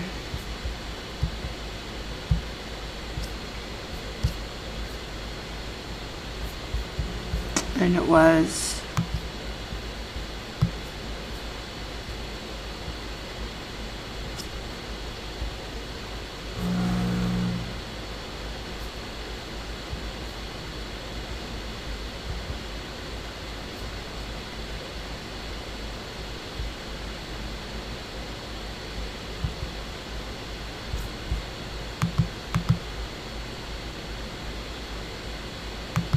all right, so let's enter these values.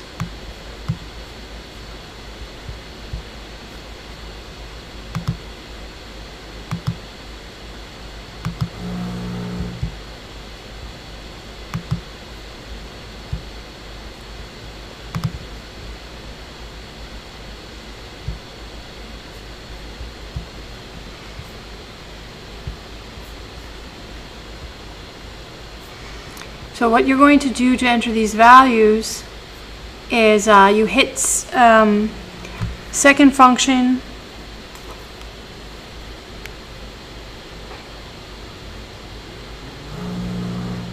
data, and you have to start by clearing the whole thing out, right? You need to clear what you have in memory.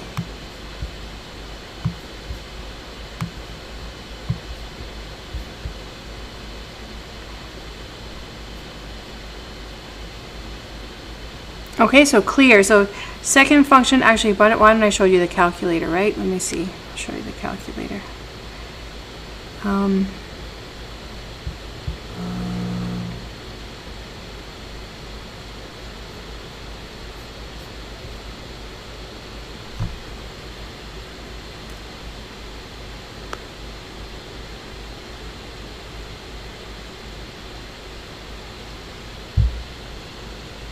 No, that's what I want to do.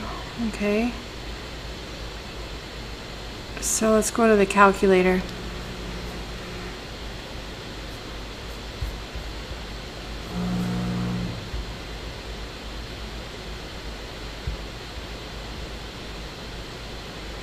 See that?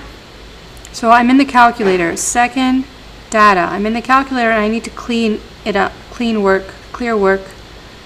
And then I enter each of these values in turn.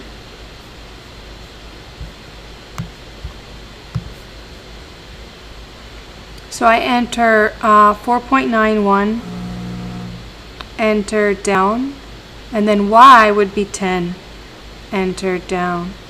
And then 15.79, enter down, and Y would be 30, enter down. And then 5.49, let me know if I make a mistake, and then 10, enter down. And then the next one is 37 negative, enter down, and 55 negative, enter down. 26.46, enter down, and 40, enter down. 15.06, enter down, and 30, enter down. Now, I ask for a second stat, and I go through the linear results. So there's 6 observations, and that's the mean. That's the standard deviation for the market. If I square that,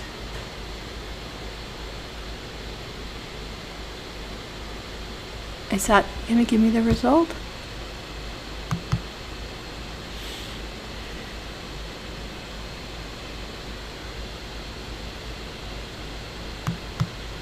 I think I have to enter these as decimals to get, otherwise if I square that, it's going to screw things up, isn't it? So I got to enter these as decimals. But anyway, let's just see the rest of it. So that's the standard deviation of X, that's the standard deviation, oh, that's the variance, so I don't use that number. That's Y bar, standard deviation of Y, which is UAir. And that's A, I don't need that. And here's my B. You see, I still get the right slope. And then my R is 99, like almost perfect positive. Okay?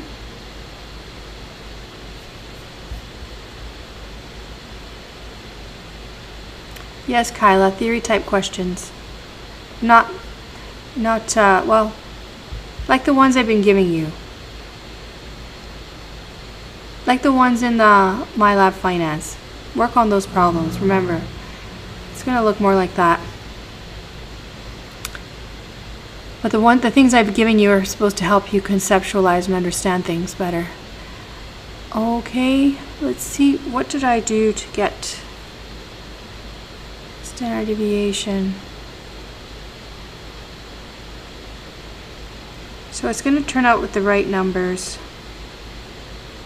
So I would say enter these as decimals if you want to play around with the results. But still, the beta will be the same. So if I enter 0.0491, enter down, and then 0.1 down, 0.1 enter down, 0.37 negative enter down, and 0.55 negative enter down, 0.2646 enter down, oops, what did I just do? Enter down,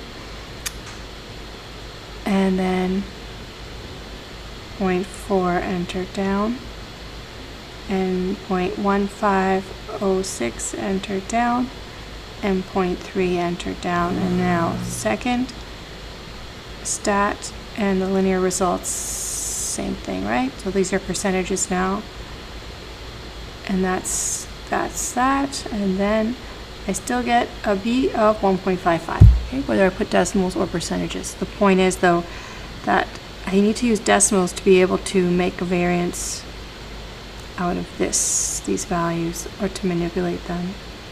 So if I square that, I get the variance that you see on this page here. Okay?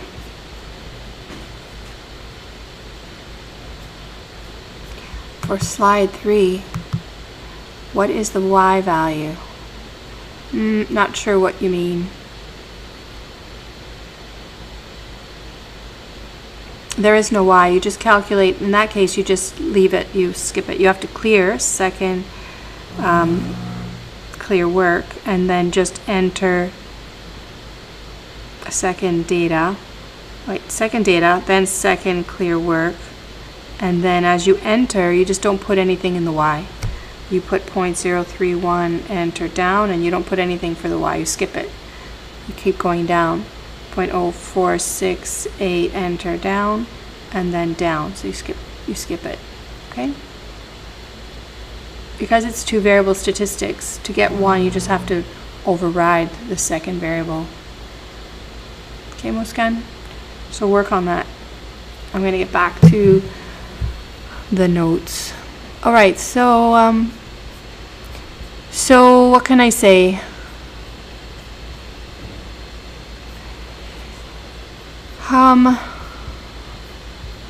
I don't have a functional iPad.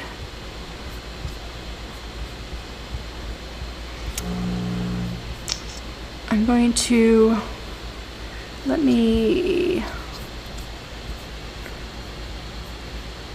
just finish with the problem we're doing.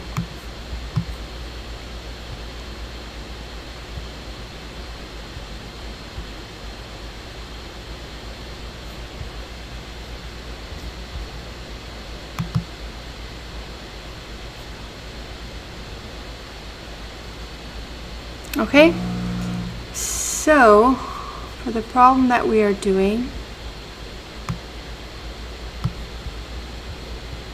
we've got the beta of debt and the WACC. By using the asset beta in the CAPM, I can get the WACC, or I can use the formula for WACC as the weighted average cost of capital. Both of them should give me the same answer, either method.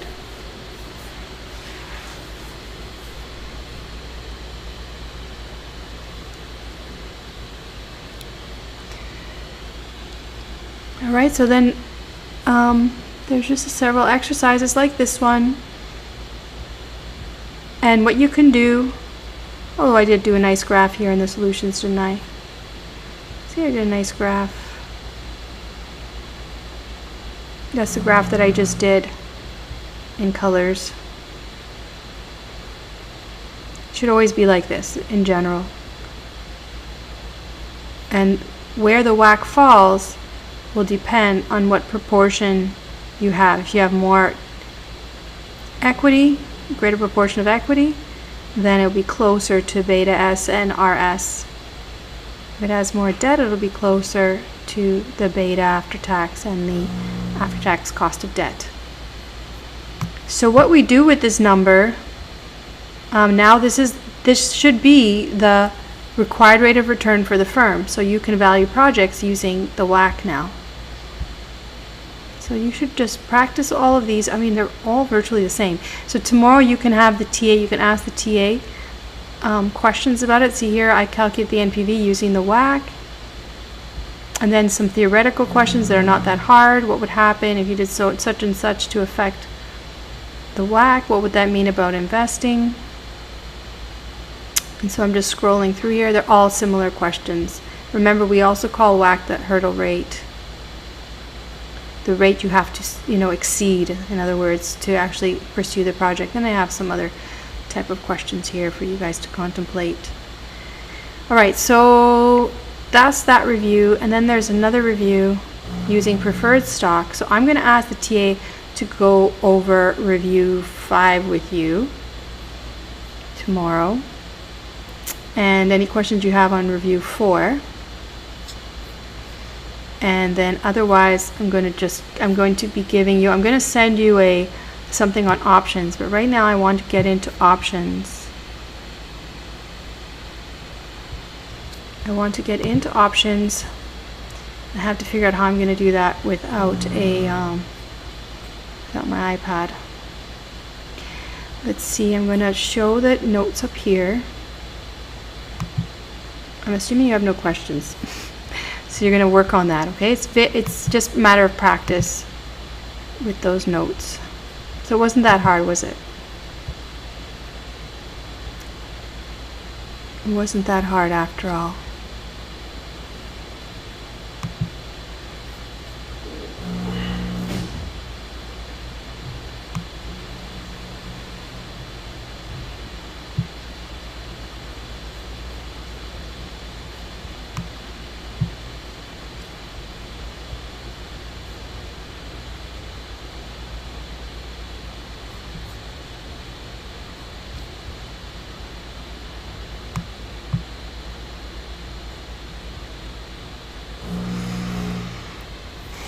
So what I want to do is open the file I just sent you.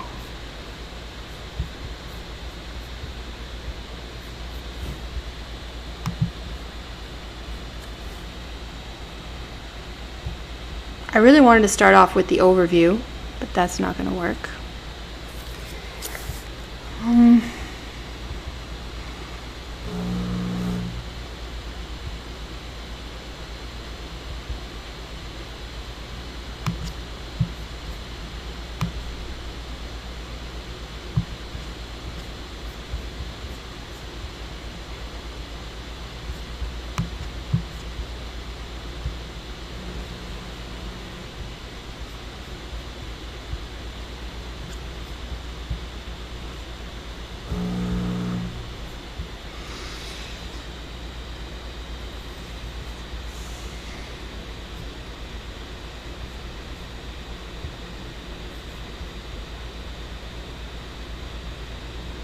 You can see my options note. So this is 6.2,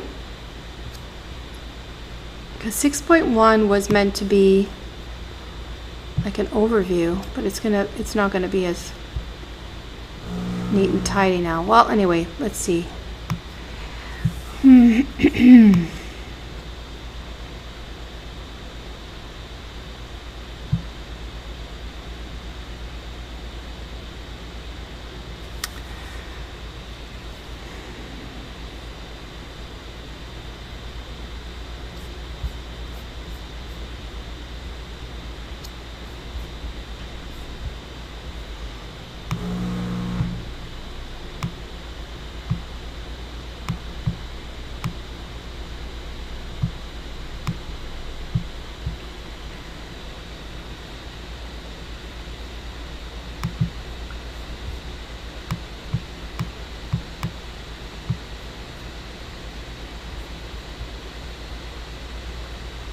Okay, so let's talk about options.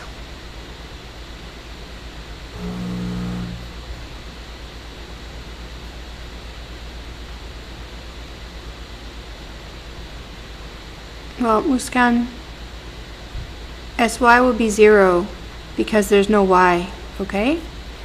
There is no Y.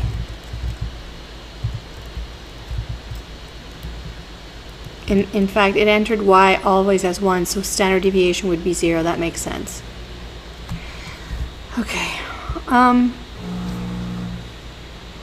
Okay, we're going to talk about options. So, options in the last 30 years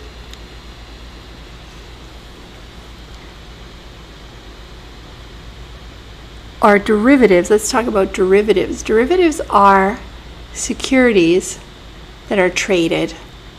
And they're called derivatives because they derive their value from an underlying asset. Okay, options are a type of derivative. The idea about options, the notion is, can an investor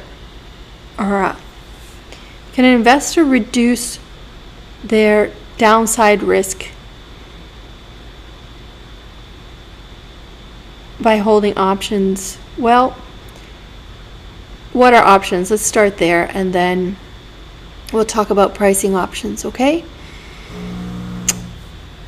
So we're going to stick to talking about non-dividend paying stock because that makes it more complicated, and this is just an intro course. So I have to define my terms, and I'm going to give you some review exercises. We're going to get through them today, and I'm going to give you another review that you'll work on with the TA tomorrow. And then on Thursday, we're going to focus on, like I mentioned, on capital structure, optimal debt. And it'll make sense when we're done. Okay, so options.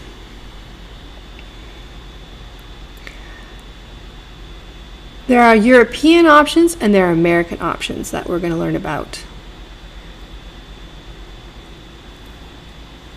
And there are call options and put options. We've talked about, this is going to sound familiar. You guys can tell me how, but let me introduce the concept. So a European call option, it gives the holder of the option, so someone who buys it, the right to buy the underlying asset for a predetermined or prescribed price, which is called the exercise price. They can buy that asset at a set price on a set date. That date is called the expiry date. So there's lots of terminology there for you, but I'm just going to repeat the terminology so you'll get used to it.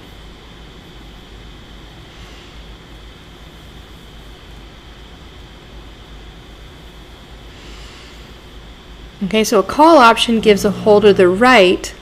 On the other side of this trade is the person who wrote the option or sold the option. That person has the obligation to honor the option contract. So you can see these as contracts. Okay, so in this case, the person has the right, the holder of the option has the right to buy the underlying asset, and the writer of the option, the person who made the deal, is obliged to sell that underlying stock. Okay? Then there is the put option. The put option gives the holder the right to sell the underlying asset for the strike price, I'll use the terminology, on the expiry date. So the person who holds the put option can sell the asset. On the other side of the contract, the writer of the put option must honor the contract and must purchase that asset. All right? So why would you, let's say, take advantage of a put option? In what situation, what scenario would you take advantage of a put option being available? So what you're going to do if you were looking at buying a put option is you would have to pay a price, and options are sold in lots, so you'd have to buy not just one, but you'd buy 100, and we'll use that as our running assumption. So 100 options, for 100 underlying shares. So when would someone want to buy a put option? when would they want the right to sell the underlying asset? The price is going, they're going to want to buy it only when what? They will want to purchase the underlying asset when what? So these are the things you have to think about.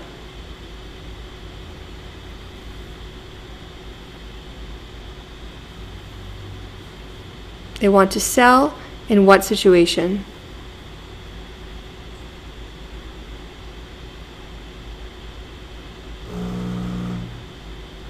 So Spencer says when they expect the price to go up. Well, so this is it. So when an investor has anticipation different from the writer of the option, there might be an opportunity for profit. Okay, they buy a put option when they believe that a stock price is falling.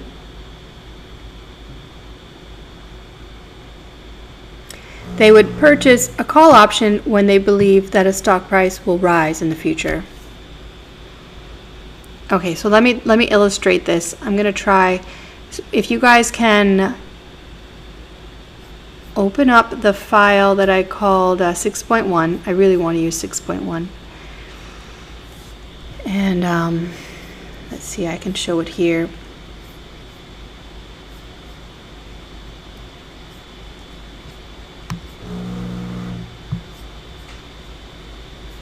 So I'm going to instruct you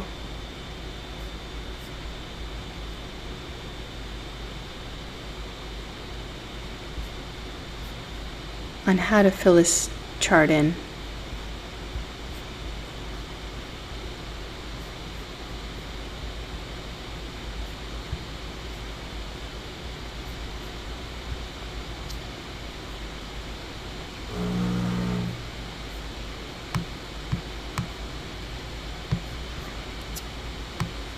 I find it makes more sense if we look at the big picture. So beginning here in this first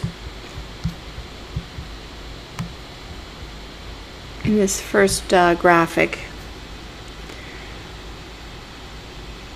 what I've done is I've plotted on the horizontal axis the stock price, and on the vertical axis the payoff at time t. What I want you to do in that first graph, I want you to plot for me the what it would look like. What would the stock price, how would I plot the stock price on this on these axes? So if you were to purchase the stock, what would be the market value of the stock?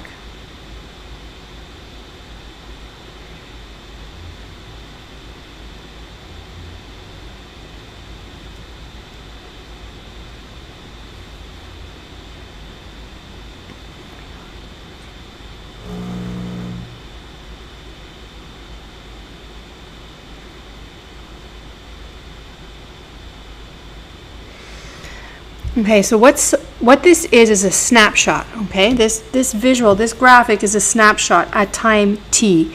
T stands for the expiry date. So let me write down some notation for you.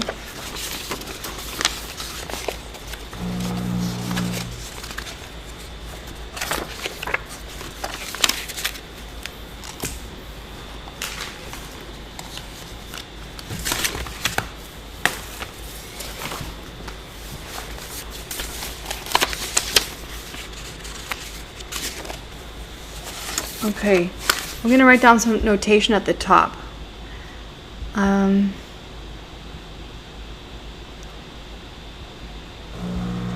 So E is going to stand for the exercise price.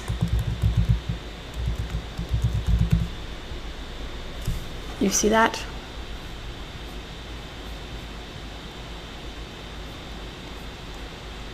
And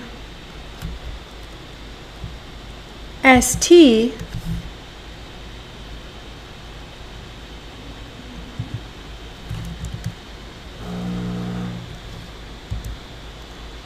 is the stock price at time t. This should be lowercase. Lower. Don't know how to make it lower. So it should be ST like over here in the chart. And T is the exercise date.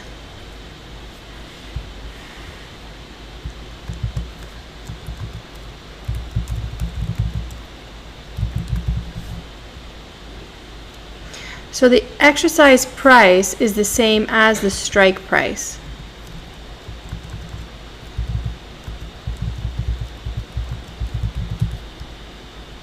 Okay, so that's the terminology that you need.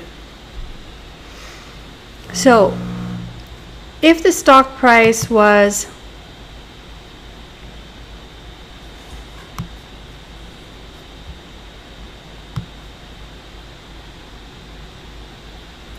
So the stock price was here, what would be your payoff? So if you purchase stock, so in this quadrant or this graph,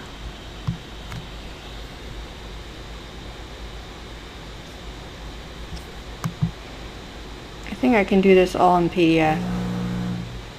See how this goes.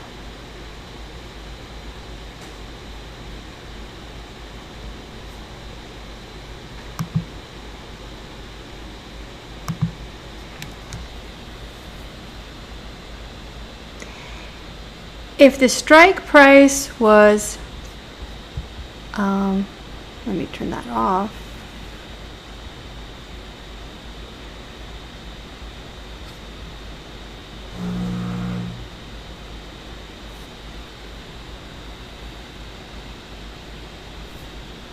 Sorry.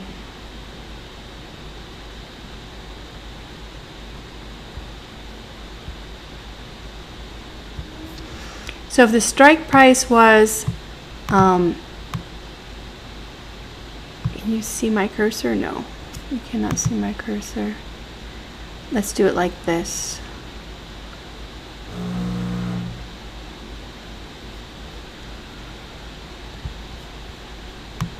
So if the stock price was this, then the payoff would be the market value of the stock. If the stock price at time t was this, then the payoff would be this. Okay, that's how this graphic works. That's why it's a straight line. Depending on what the stock price is, that will determine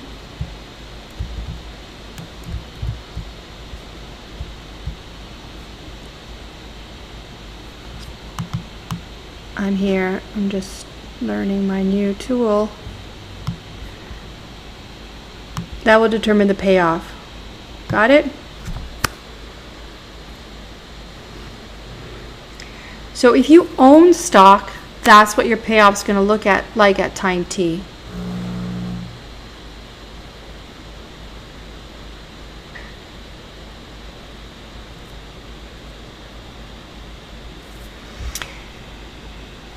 So this is for what we call a stockholder or a person who's long in the position.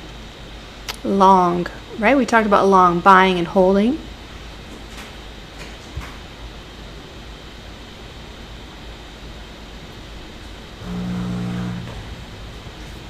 So I can write long.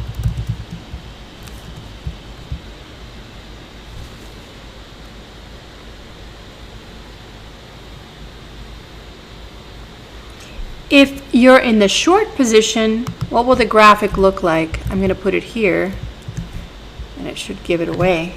What should the graphic look like if you're in the short position? What is the short position? That's where you've borrowed stock through your broker, and then you have to return it at time t, let's say. Okay, that's what we're going to do here. So what would that graphic look like?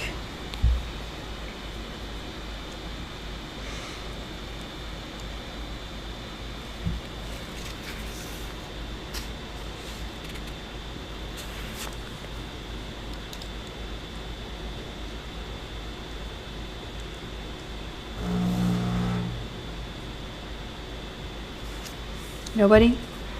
So if you were to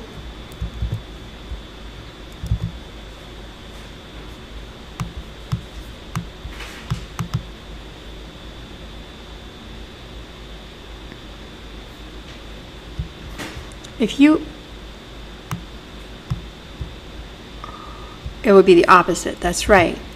It would be just the opposite because you have to return it for that amount. So it would be like a negative. So 0 is, oh, this is, I'm losing my,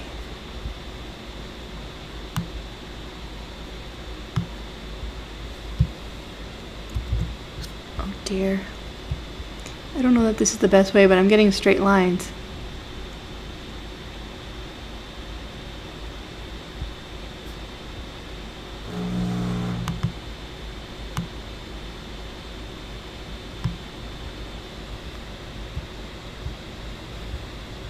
All right, so it'll look like that. And these would be negatives because 0 is right here. It's negative because if you short the asset, you have to spend money to return it at time t.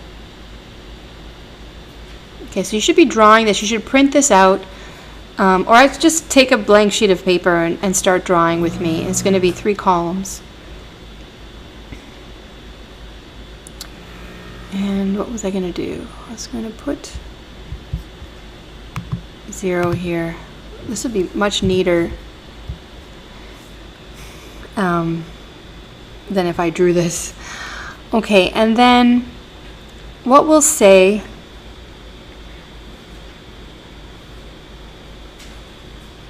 is the payoff at time t for long would be ST, correct? I can't make a subscript, that's the only thing.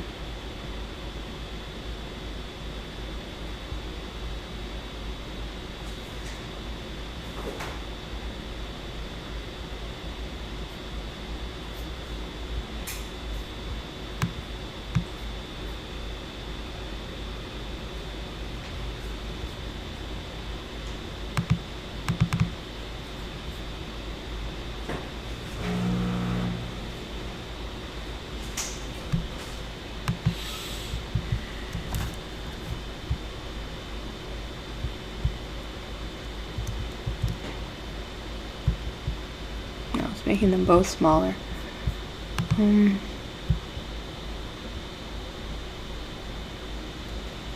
This is terrible. I'm so sorry. Let's see.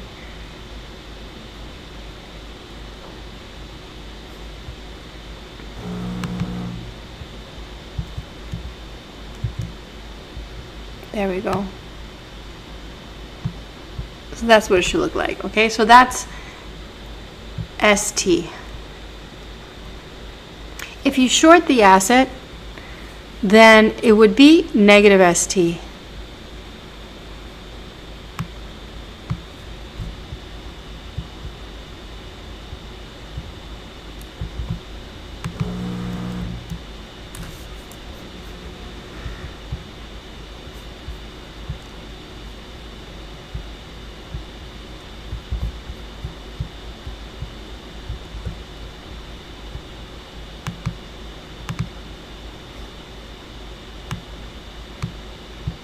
Are you guys dying watching me do this?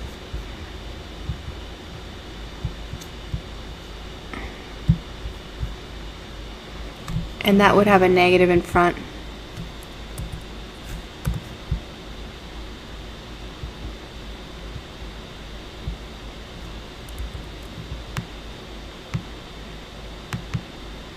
I can't do this.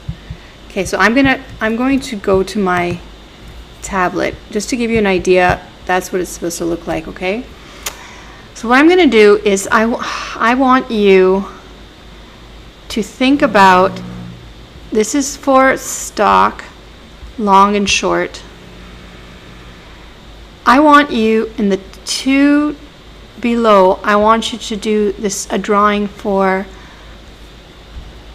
a call option and then a put option.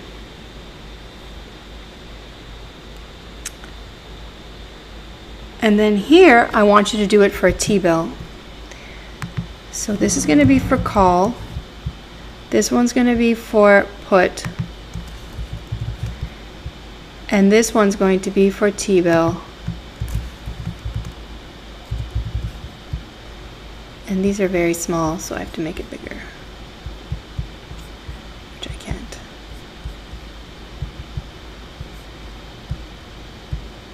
So that's what I want you to do. So what I want you to just set that up on your page, and then I'm going to go onto my tablet whiteboard and do this, and you can copy it onto your pages.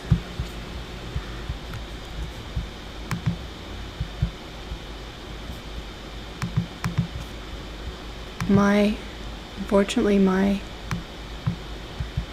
iPad is not working. So that's call, put, and T-bill.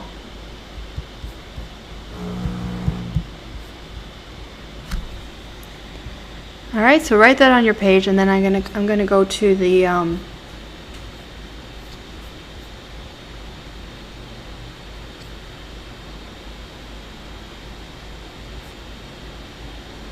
I'm going to go to my whiteboard.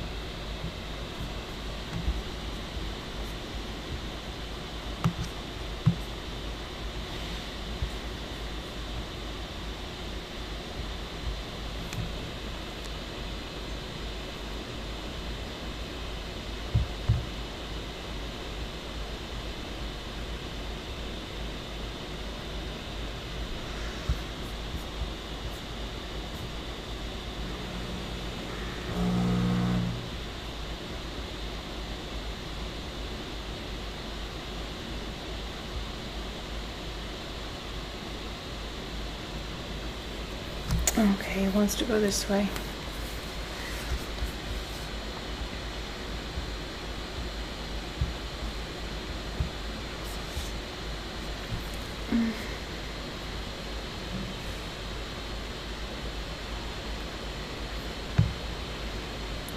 So in the upper left,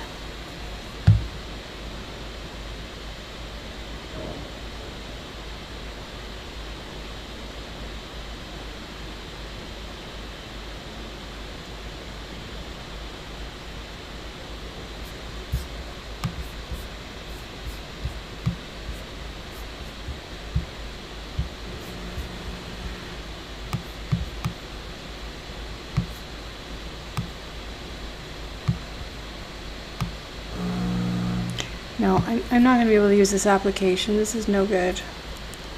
I'm really at a loss here. What happened to my software?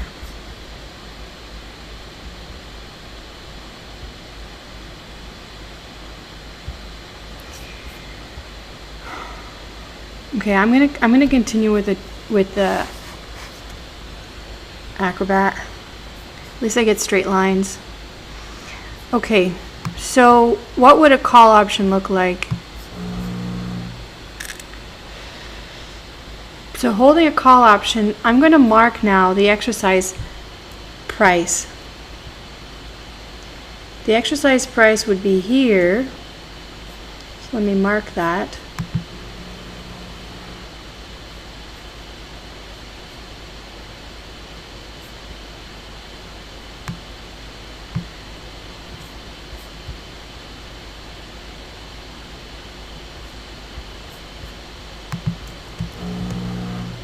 Okay, so that would be the strike price or the exercise price right here. And if you were to long a call, so you actually hold the call option, you have the right to buy stock at the price E. What would be your payoff?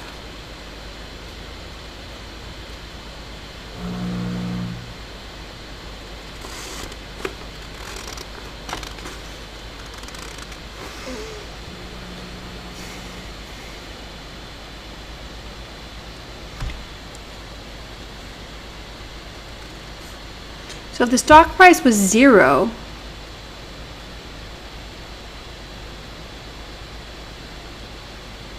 at time t,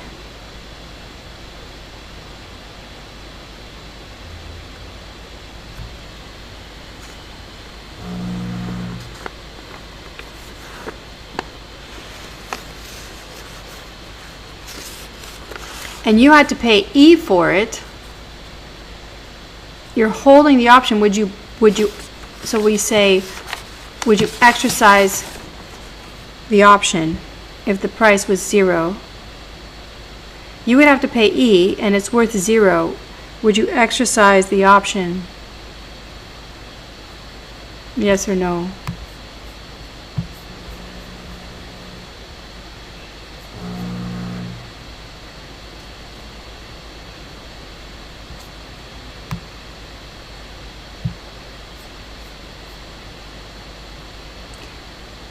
No, right? It doesn't. It's worth 0. Why would you pay E to have an option worth nothing?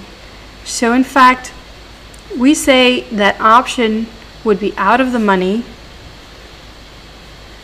It wouldn't be exercised, and rather only values beyond E would put the option in the money. Okay, so all we would have are valuations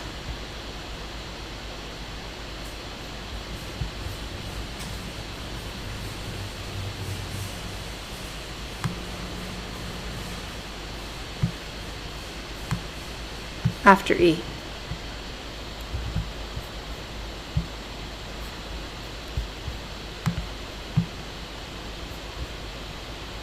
Okay? On the other side of that contract is the individual who sold the option, the call option.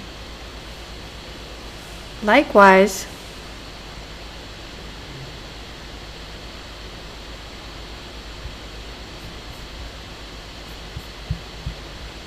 that person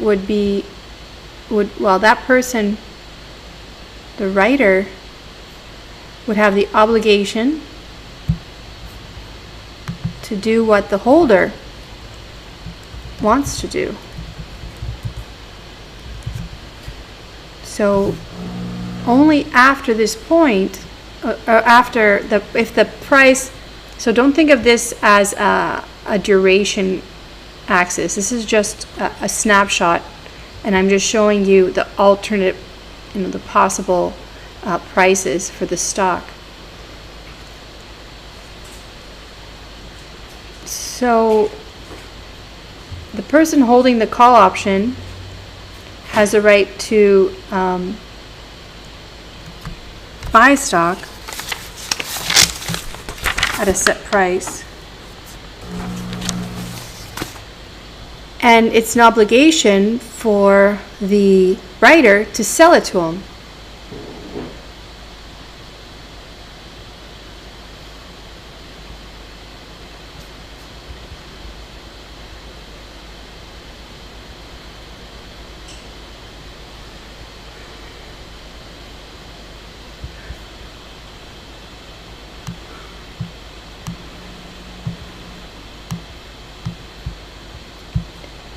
I can't get my lines going.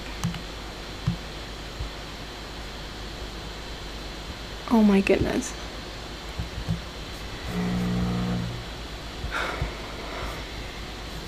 Ah.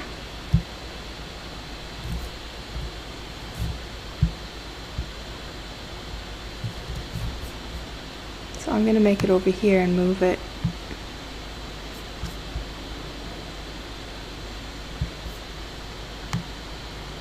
All right, so it would be the mere payouts, because this money has to be spent at this point in time by the writer of the option.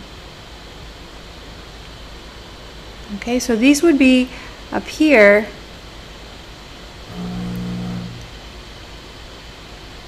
These would be positive payouts of what amount?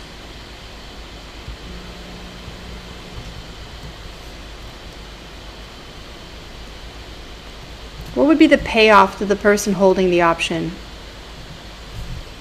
I'm going to try and make sure you understand this graphic, or it's going to be a waste of time.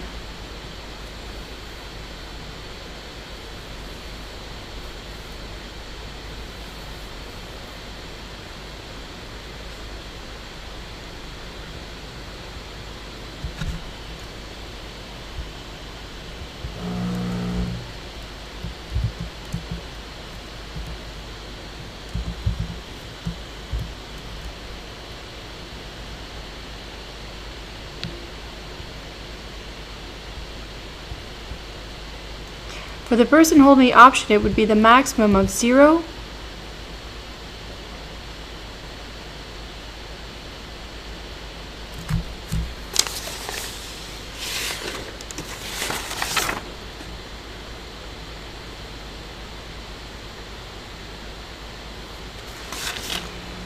and ST minus E.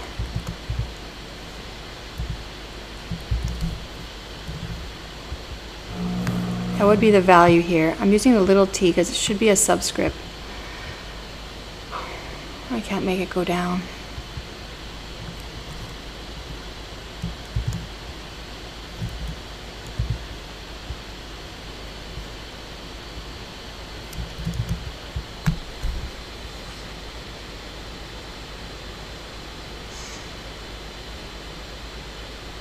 Okay, because the payoff will be the individual would have to purchase the stock for E, and then because the market value is ST, provided ST is higher than E, the market value of the stock, it's like the payoff of this transaction would be ST minus E.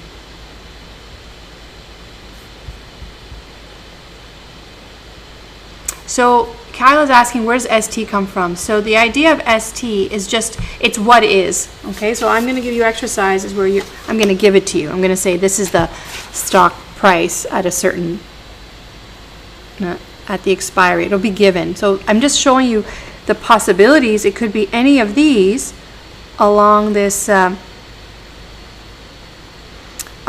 horizontal. So depending on what it is, that would be the payout.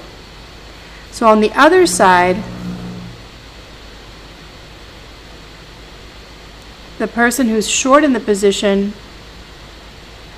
the writer of the option, would be at time t,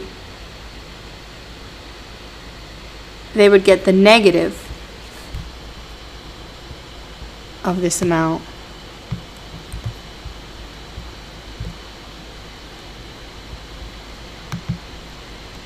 So their payoff would be negative.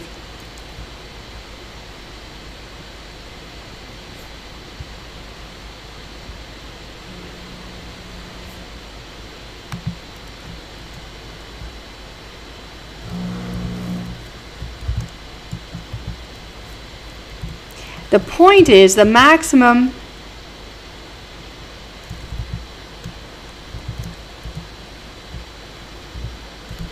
the most you can lose at time t as a holder is 0.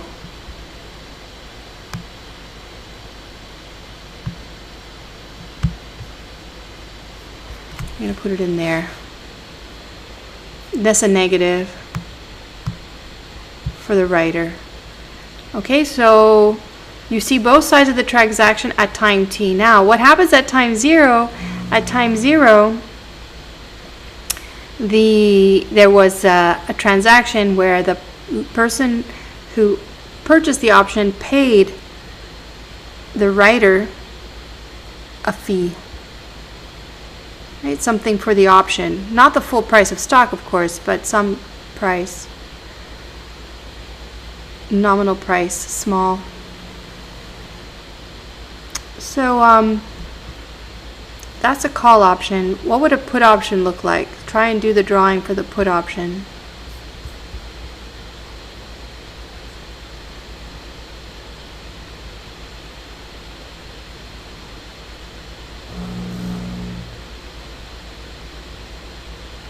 So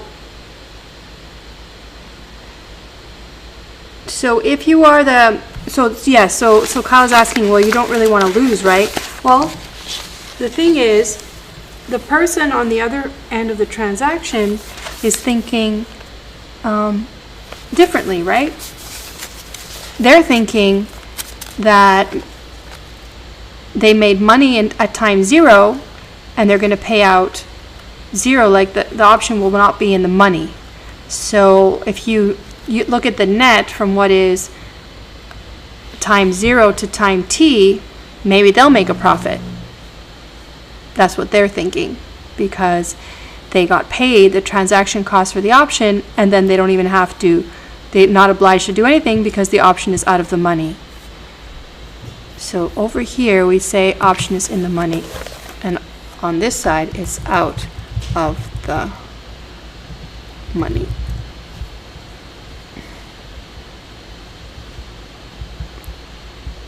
And the option is not exercised.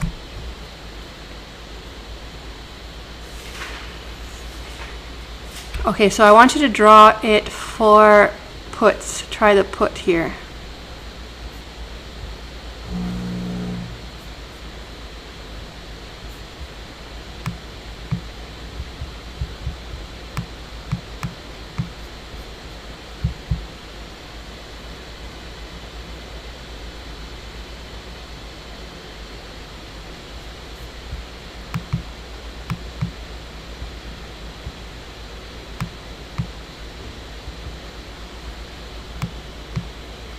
I'm just trying to say, okay, so what would the put look like? Think about it.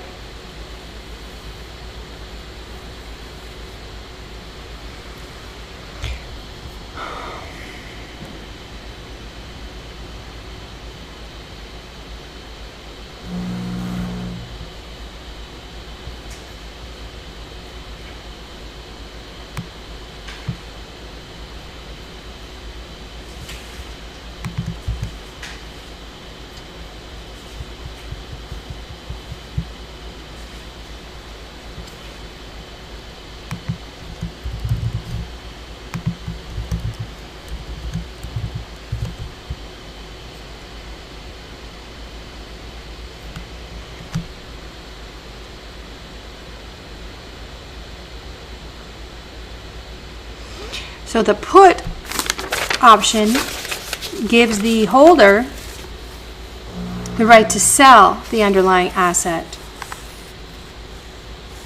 at a set price. When would that be in the money?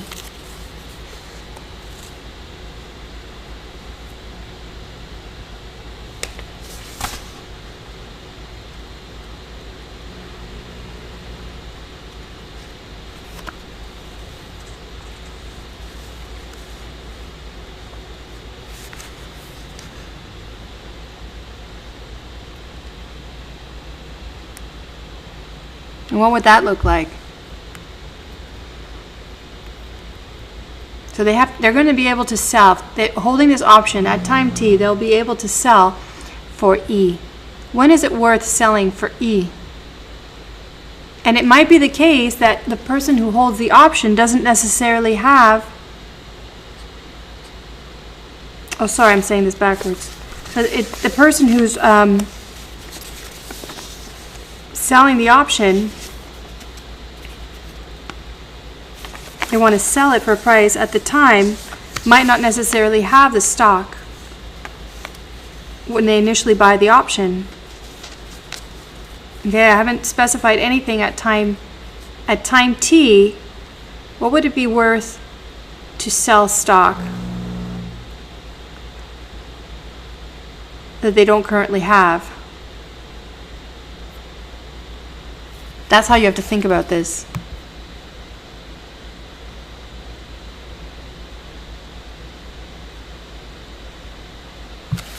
Well, so what we're thinking is these are the different prices. If the price was 0, let's start at 0 again, right? So if the price is 0, the market value of the underlying stock is 0, but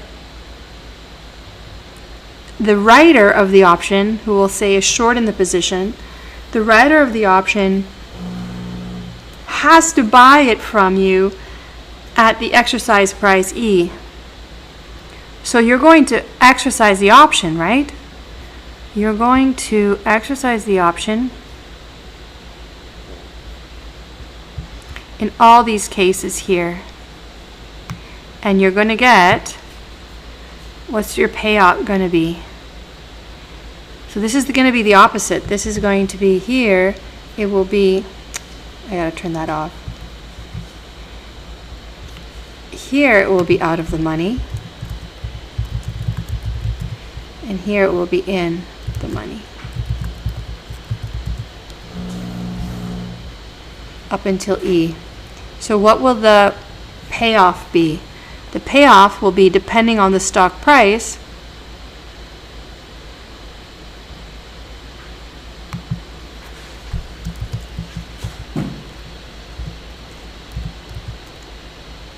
so we're eliminating downside risk. You can never get lower than 0 as an option holder at time t. You're going to lose something if it's out of the money because you lost the transaction cost of buying it, right? But it's not huge. It's not like the value of stock.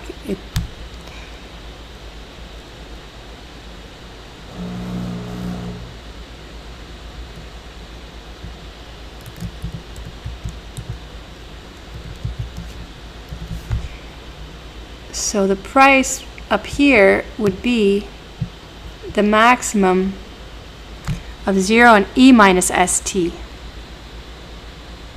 Because E will always exceed ST in the money for the put. And this will be the mirror. So the idea is, remember, if you hold the option, the put option, you don't necessarily own the stock, but you'll have to go buy it so you can sell it, right? So you're going to buy it for 0, let's say if the price was 0, and then sell it at E, and you make E. If the price is higher, you have to go buy it for whatever that ST price is, but you get E when you sell it to the writer of the option. All right. And the payoffs for the person in the short position, they're forced to buy the stock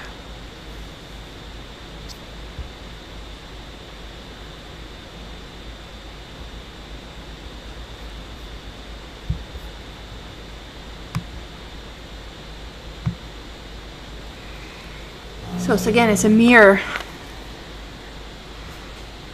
And I'm going to plot also, this is E, and this is minus E. And the payoff to the person in the short position would be the negative of the payout to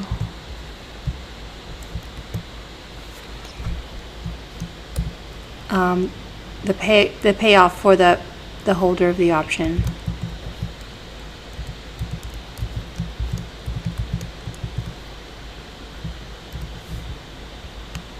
All right, are you guys okay with these drawings so far?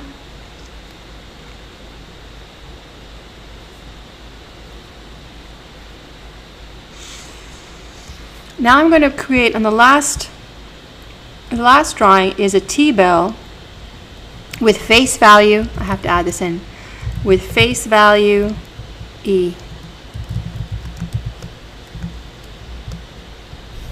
What would that look like in this plane at time T?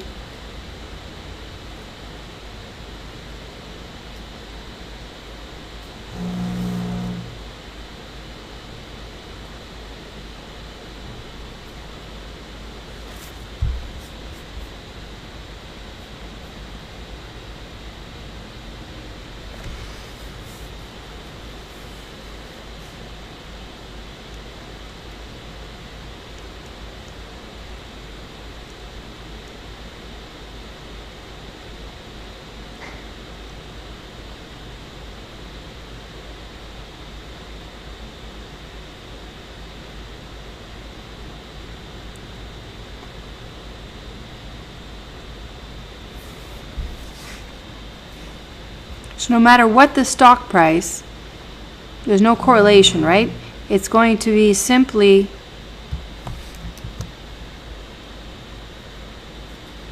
if you long the T-bill, it's just a long line, straight line. That's right.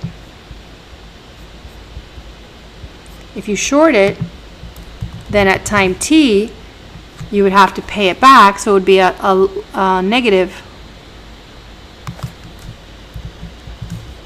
It would be in the negative quadrant.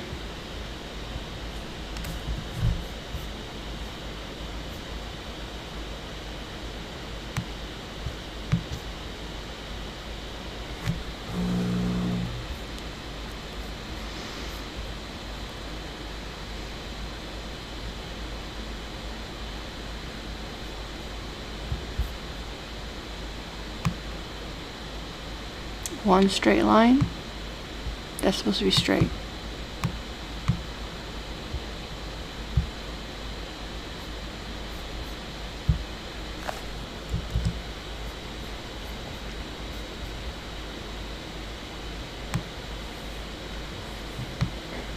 Okay, so these are the payoff diagrams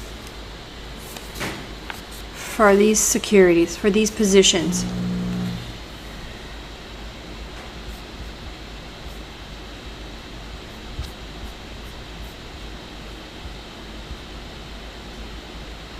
Got it? Is that all right? Okay. So keep those in mind, and let's go through the notes now. So that's like an overview. I'm going to put more on this drawing in a bit, but let's get to the notes.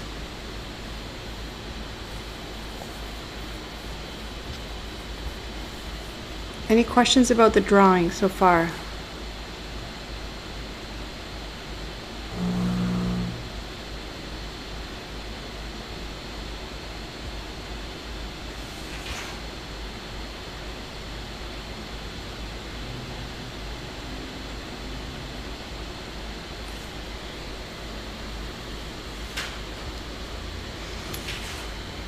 Okay, let's get back to the notes.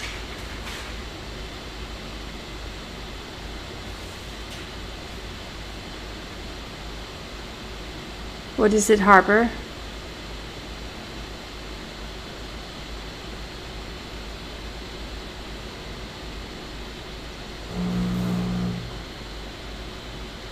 Okay, let's look at the notes and then let's see if you have questions, okay?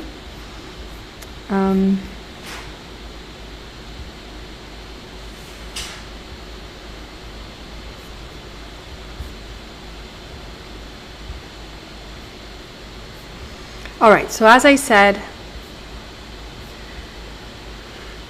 so these are European options. That's what I've described. Gives the holder the right to buy the underlying asset for a prescribed price on a prescribed date. A put option gives the holder the right to sell the underlying asset for a prescribed price on a prescribed date. And then American options, they have an exercise price, but the difference is the exercise or predetermined price and a predetermined expiry date. However, they can be exercised at any point in time during the life of the option. Okay? That's the difference. So the notation I've used is S for the underlying asset. It's the specific asset on which the option contract is based. So that actually could be for other kinds of assets. I'm just going to focus on stock and non-dividend paying stock. But it also could be, you could have an option on bonds, you could have an option on real estate. If you've ever purchased, you know about real estate, you know about options. For traded stock options, one call or put option contract represents the right to buy or sell 100 shares of the underlying stock. Okay, so it's not just one share. You'd have to multiply by 100.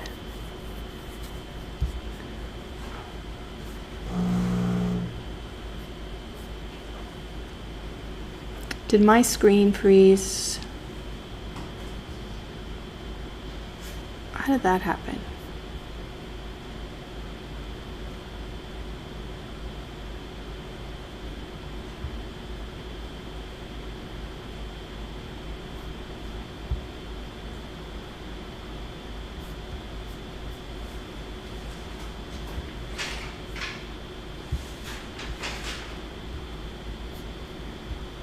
Okay.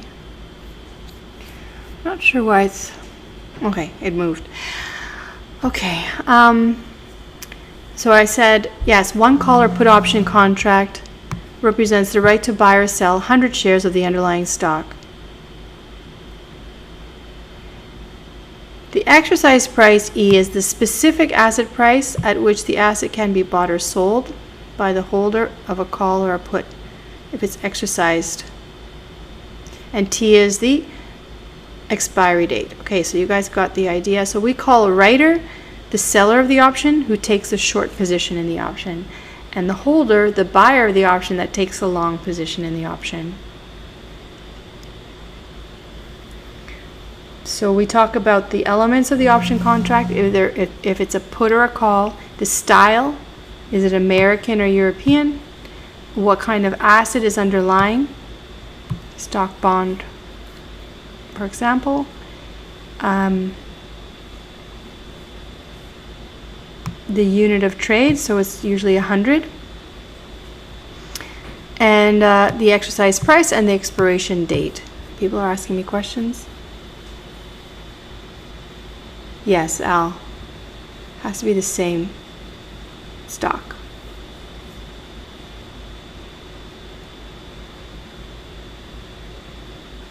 Harbor is asking, what does it mean with E on the long axis? Let me just clarify. So all it says is no matter what the stock price, if you hold the T-bill, you get the payout of E, the face value at time T. That's all. That's all. It's just there. You'll see how I use it. Okay, but basically, no matter what the stock price, you always get E. If you hold it, no matter what the stock price, if you shorted it, you get minus E. Your payoff is minus E because you have to go buy the T-bill and return it to whoever you borrowed it from. Okay, Harper? Okay, so let's look at some of the elements here. So holding a European call option contract for an example. European Style IBM Corporation, September 100 call. Entitles the buyer or the holder to purchase 100 shares of IBM common stock at $100 per share at the option's expiry date. So there's greater detail than the drawings I gave you. I was giving you just like the theoretical understanding. But here are some numbers. You actually have numbers now. Some people like the numbers. So for the call option holder,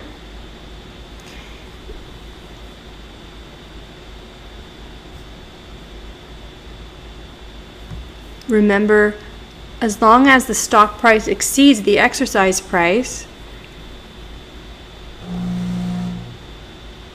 the holder should buy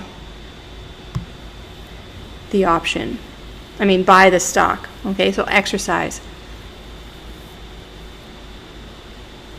So if the market value is 105, for example, so I'm just showing you that it's higher than the 100, they should pay $100 to get it from the writer, and they realize a payout because they could turn around and sell it on the market for $105. That's the idea. Okay, the market value is 105. Whether they do it or not is irrelevant. The value of this of exercising the option would be $5, which is positive payoff at time t.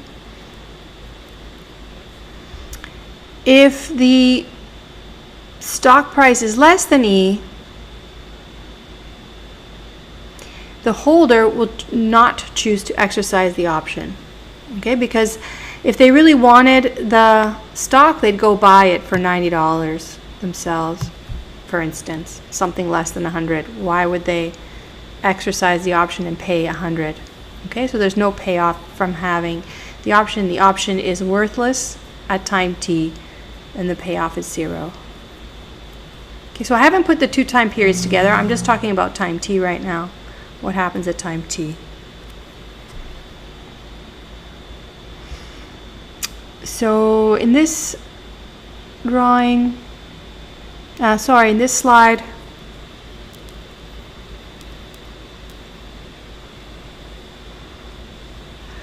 we can translate, this was just one example, but you see it fits our graph, right? That the payoff should only happen for a call option as long as the stock price exceeds the exercise price. For our example, it had to be 110 or more than 100 for the holder to exercise.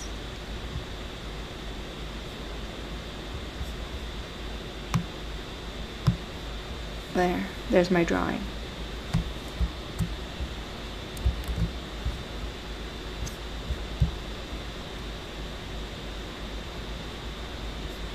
Got it?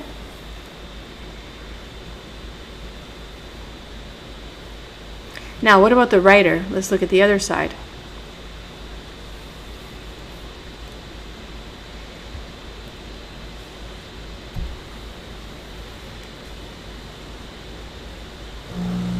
Now, the writer is obliged to carry out the wishes of the holder, the one in the long position. So if the stock price exceeds the exercise price of 100, the holder will exercise, and the writer will have to deliver the stock with a market value of 105 to the holder, and only in return for $100 to the holder. So they're out of money, right? They lose. There's a loss of negative $5.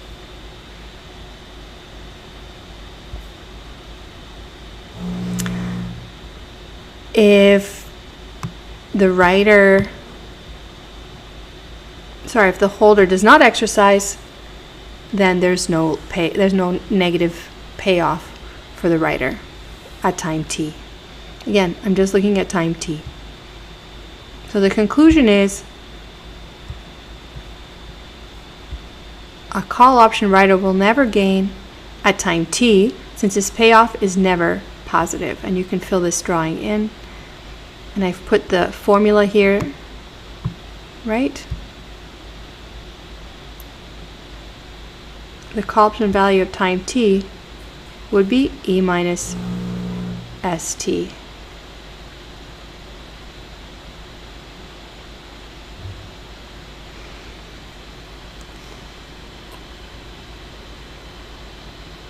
No, Kyla.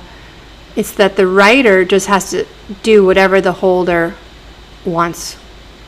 He's obliged. The writer is obliged.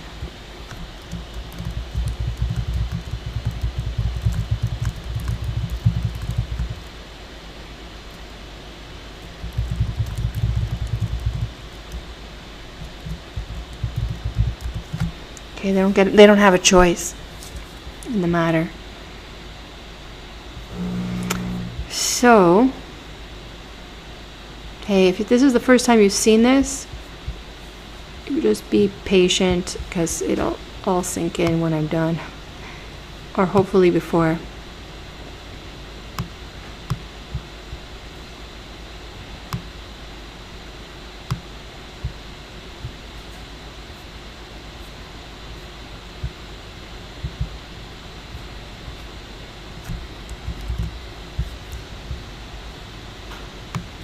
My computer.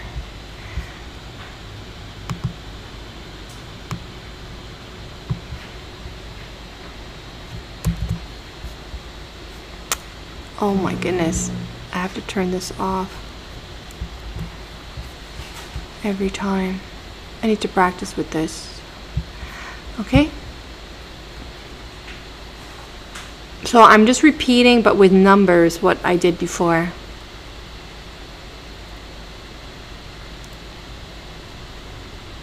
Let's look at the put.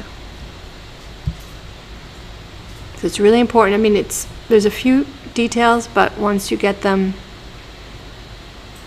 you'll see it's very repetitive.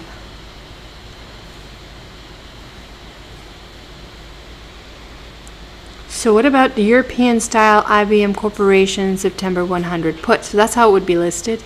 It entitles the buyer to sell, who's also the holder, to sell 100 shares. I prefer to use the word holder because there's a lot of buying going on, because you have the buyer who buys this option and then the one who has to buy.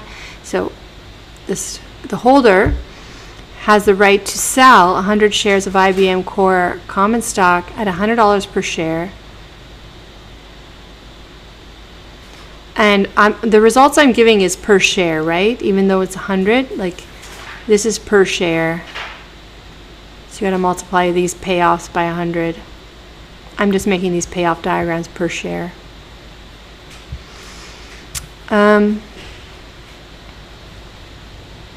So what happens now? So put option holder is anticipating that the stock price will fall, but they've obliged the writer to buy stock from them. So what they're going to do is take advantage of, well, if it happens, they're going to take advantage of a stock price fall, you see? So if the stock price falls below E, the predetermined or preset expiry, or stock, what they call the strike price, then the option is in the money and exercised.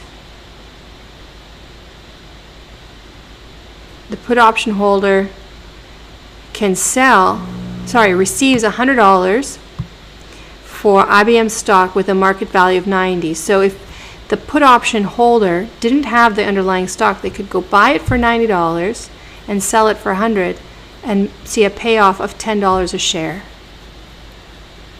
However, if it didn't happen that the stock price fell, in fact, if it rose above the strike price of 100, the option would be out of the money and the payoff would be 0 at time t. So let's draw that. So we draw that again. The payoffs, depending on what happens with the stock price,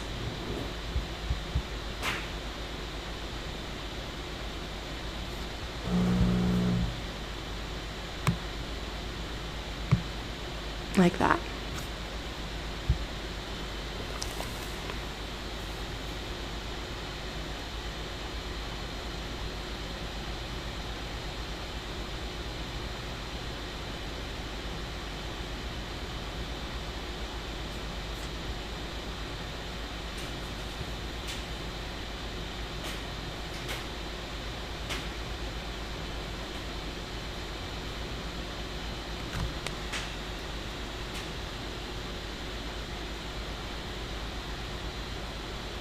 So this is for, so put option, just think that it's for low stock price. Okay. And as I said, it's in the money when the stock price is low, out of the money otherwise. On the other side, you have the writer who have to buy the option, have to buy the stock from the put option holder. Since the stock price falls, if the stock price falls, the holder will exercise the option and the writer will have to pay E dollars for a stock that's only worth $90.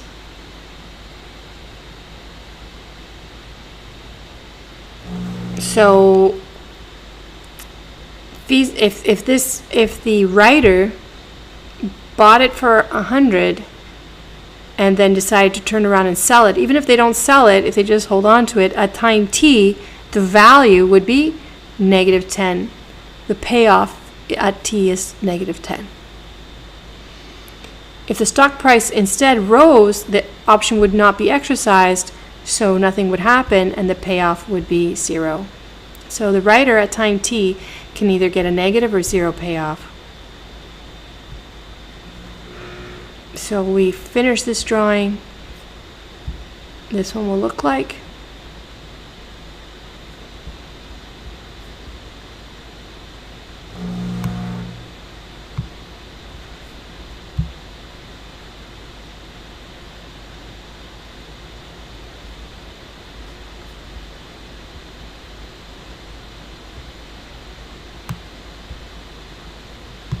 Like that.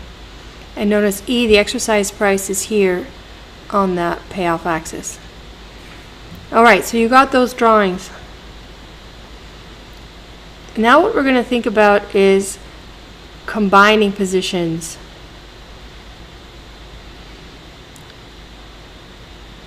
What do you get if you hold these positions? You purchase stock. What would be the payoff at time t? You short sell a call. What would be the payoff at time t? And then combining them, what would be your payoff? So you're buying stock and you're short selling a call. So in other words, you're writing a call option. So this is where you're in the position that, you know, for being a writer of a call option, you have you're selling the right to buy. So you're going to hold the stock and sell it, turn around and sell it to them. What would be the combination of that? So this is a covered call. You actually have, as a short seller, you actually have the stock. So combining this is a matter of combining the drawings. So I'm going to go back to the other drawing and show you that.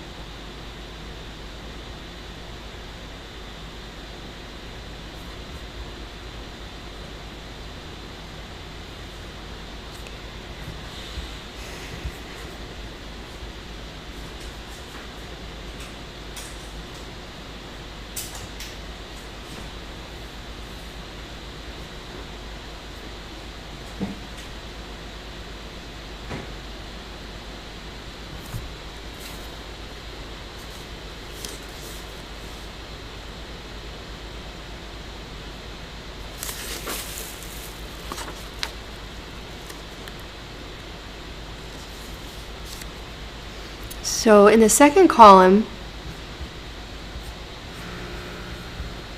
let's put those positions. So the first one is to hold stock, right? So you will, can I copy this? Let's see. Oh my goodness. No.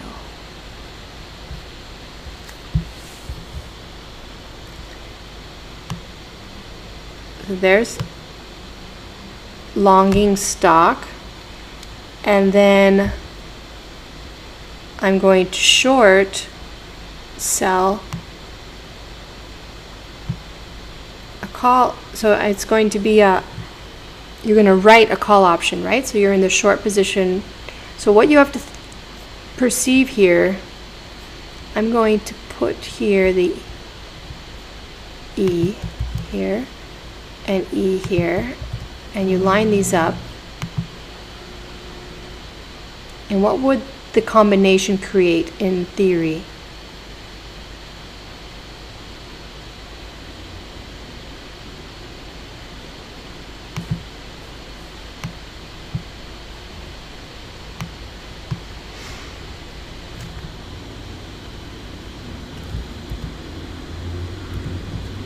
If I was to combine these, what would the combined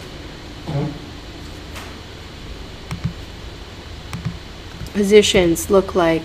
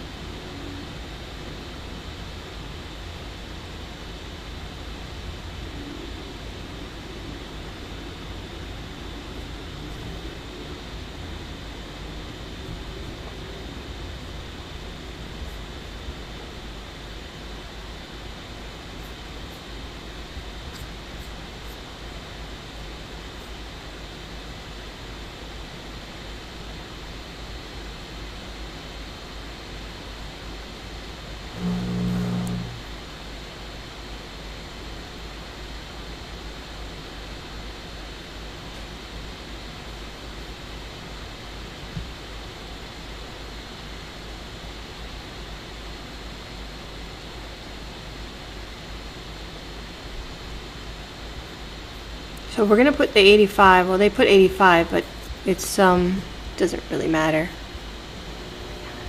What is happening?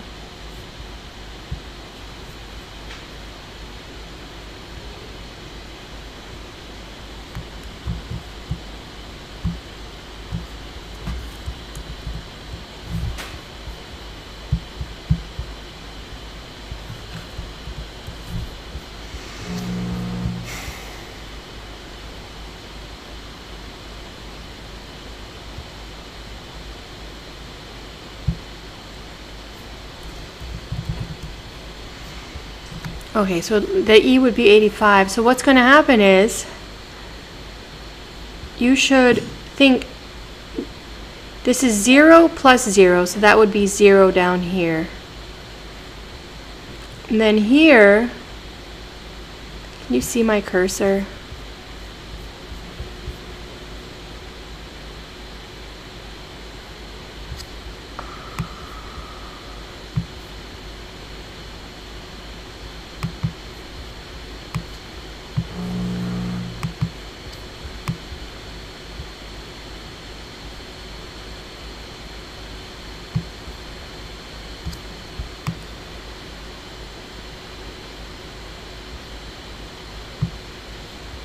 Can you see this cursor? I don't know if you can see the cursor. So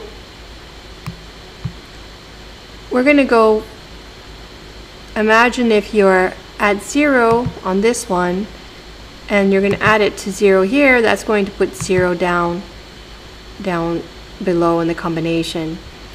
If you're at E, you're going to add E. So if the stock price is E, then the payoff is going to be E if you own the stock, right?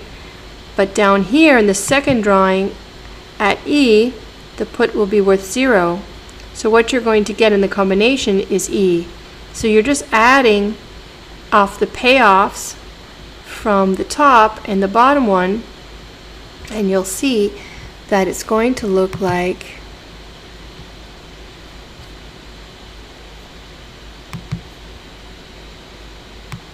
this till E, and then a straight line.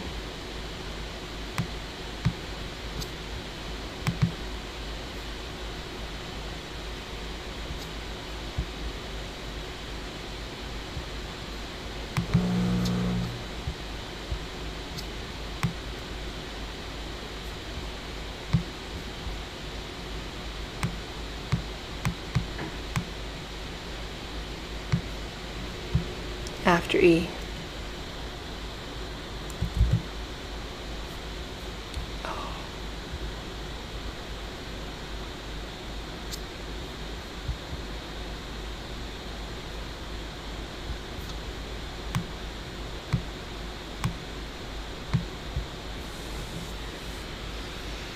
Okay, so what does that say? If you hold them in combination, you're going to get a payoff, a positive payout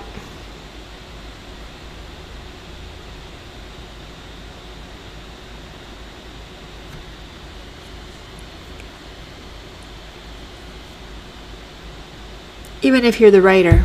Okay, so as a writer, as long as you own the underlying stock and you write the call, it'll be a positive payout. Now, the interesting thing is that this is the same as another combination. What other combination would give you, what other two positions combined would give you the same combo?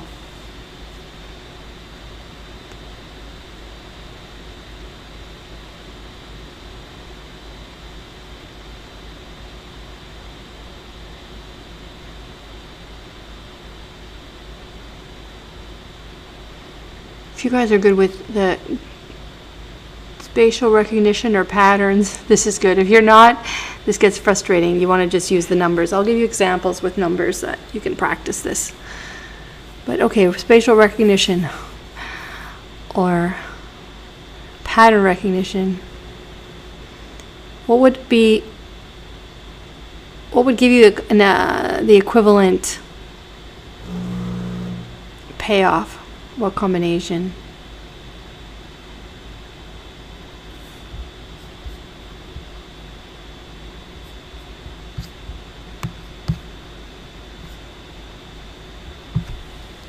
Can't see it.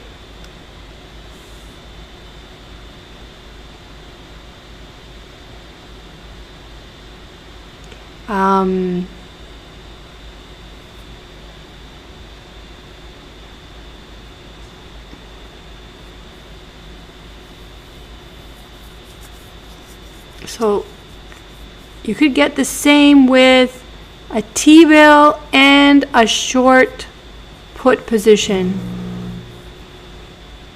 right?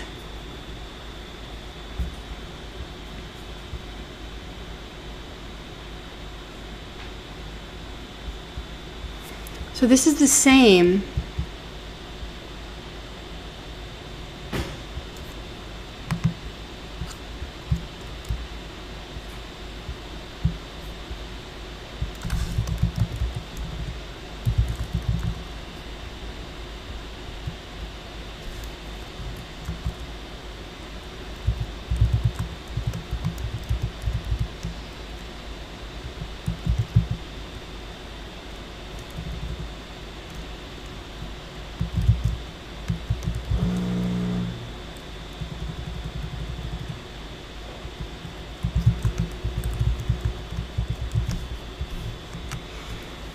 Turns out that that's the same. So holding a T-bill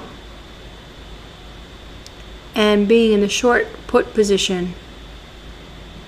So it turns out that if we go back to the notes,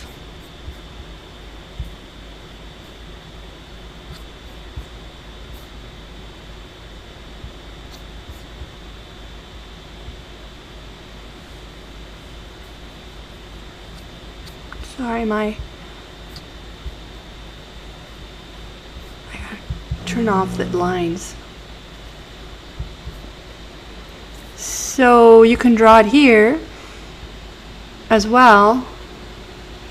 Buying stock, short selling a call, and the combination is the same as short selling a put and buying a T-bill.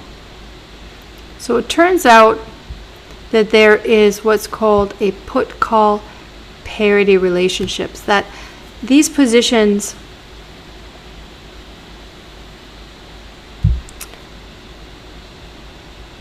can be created from the three others. So let's see.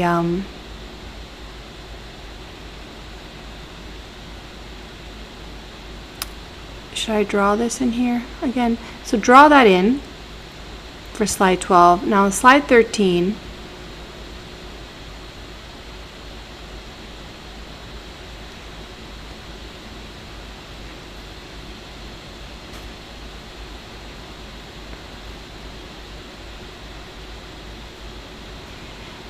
You purchase the Bell Canada Enterprise stock, the July $85 put option, and short sell the July $85 call option. Both options are European.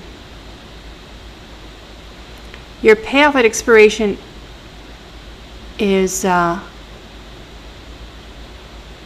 July is what? So what I want you to do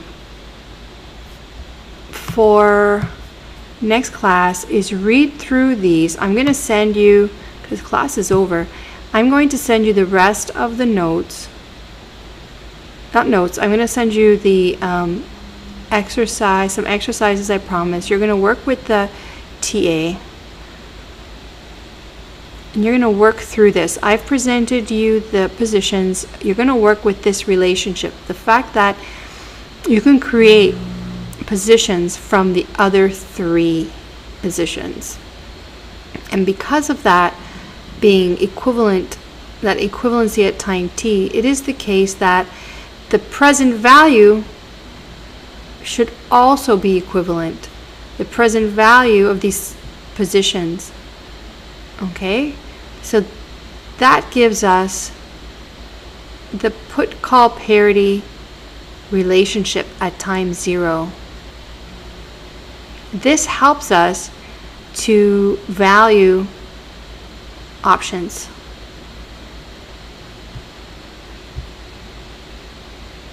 I want you to read through this, and the TA will work with you on this. So I'll spend a little time on this the next class, and then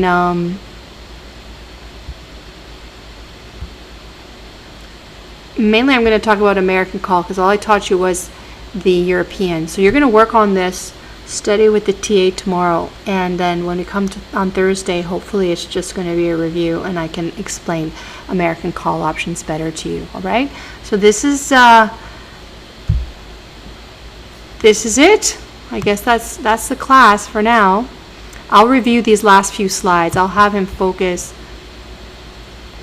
on the slides till page 18. Okay?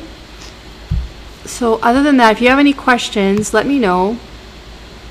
And oh yes, the answers to test 3 as well, send those. So I have a lot to do tonight. And I am 1 hour ahead of you, but that's fine. I will be sitting here. I'll be awake. I'll wait for you to ask me questions. I'll wait another 2 minutes if you have questions. Otherwise, I'll let the rest of you go. I apologize for the iPad not working, but I think the lines were nicer on these notes than I could have drawn on my iPad, so that wasn't so bad. Okay, so say goodbye. I'll say goodbye to most of you. Anybody who has questions, you can ask me now. No, the final's going to have American, Michael. I'm just saying that I will review the American as well next class. I'm going to let the TA do it with you tomorrow, but I will, I'll review it. I'll review it tomorrow as well. I mean, Thursday as well. Okay? Okay, good night.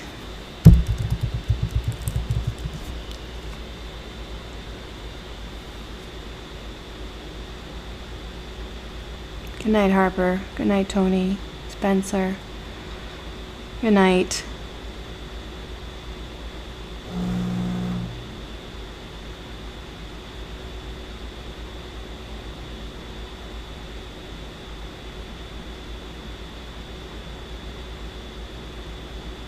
Good Good night.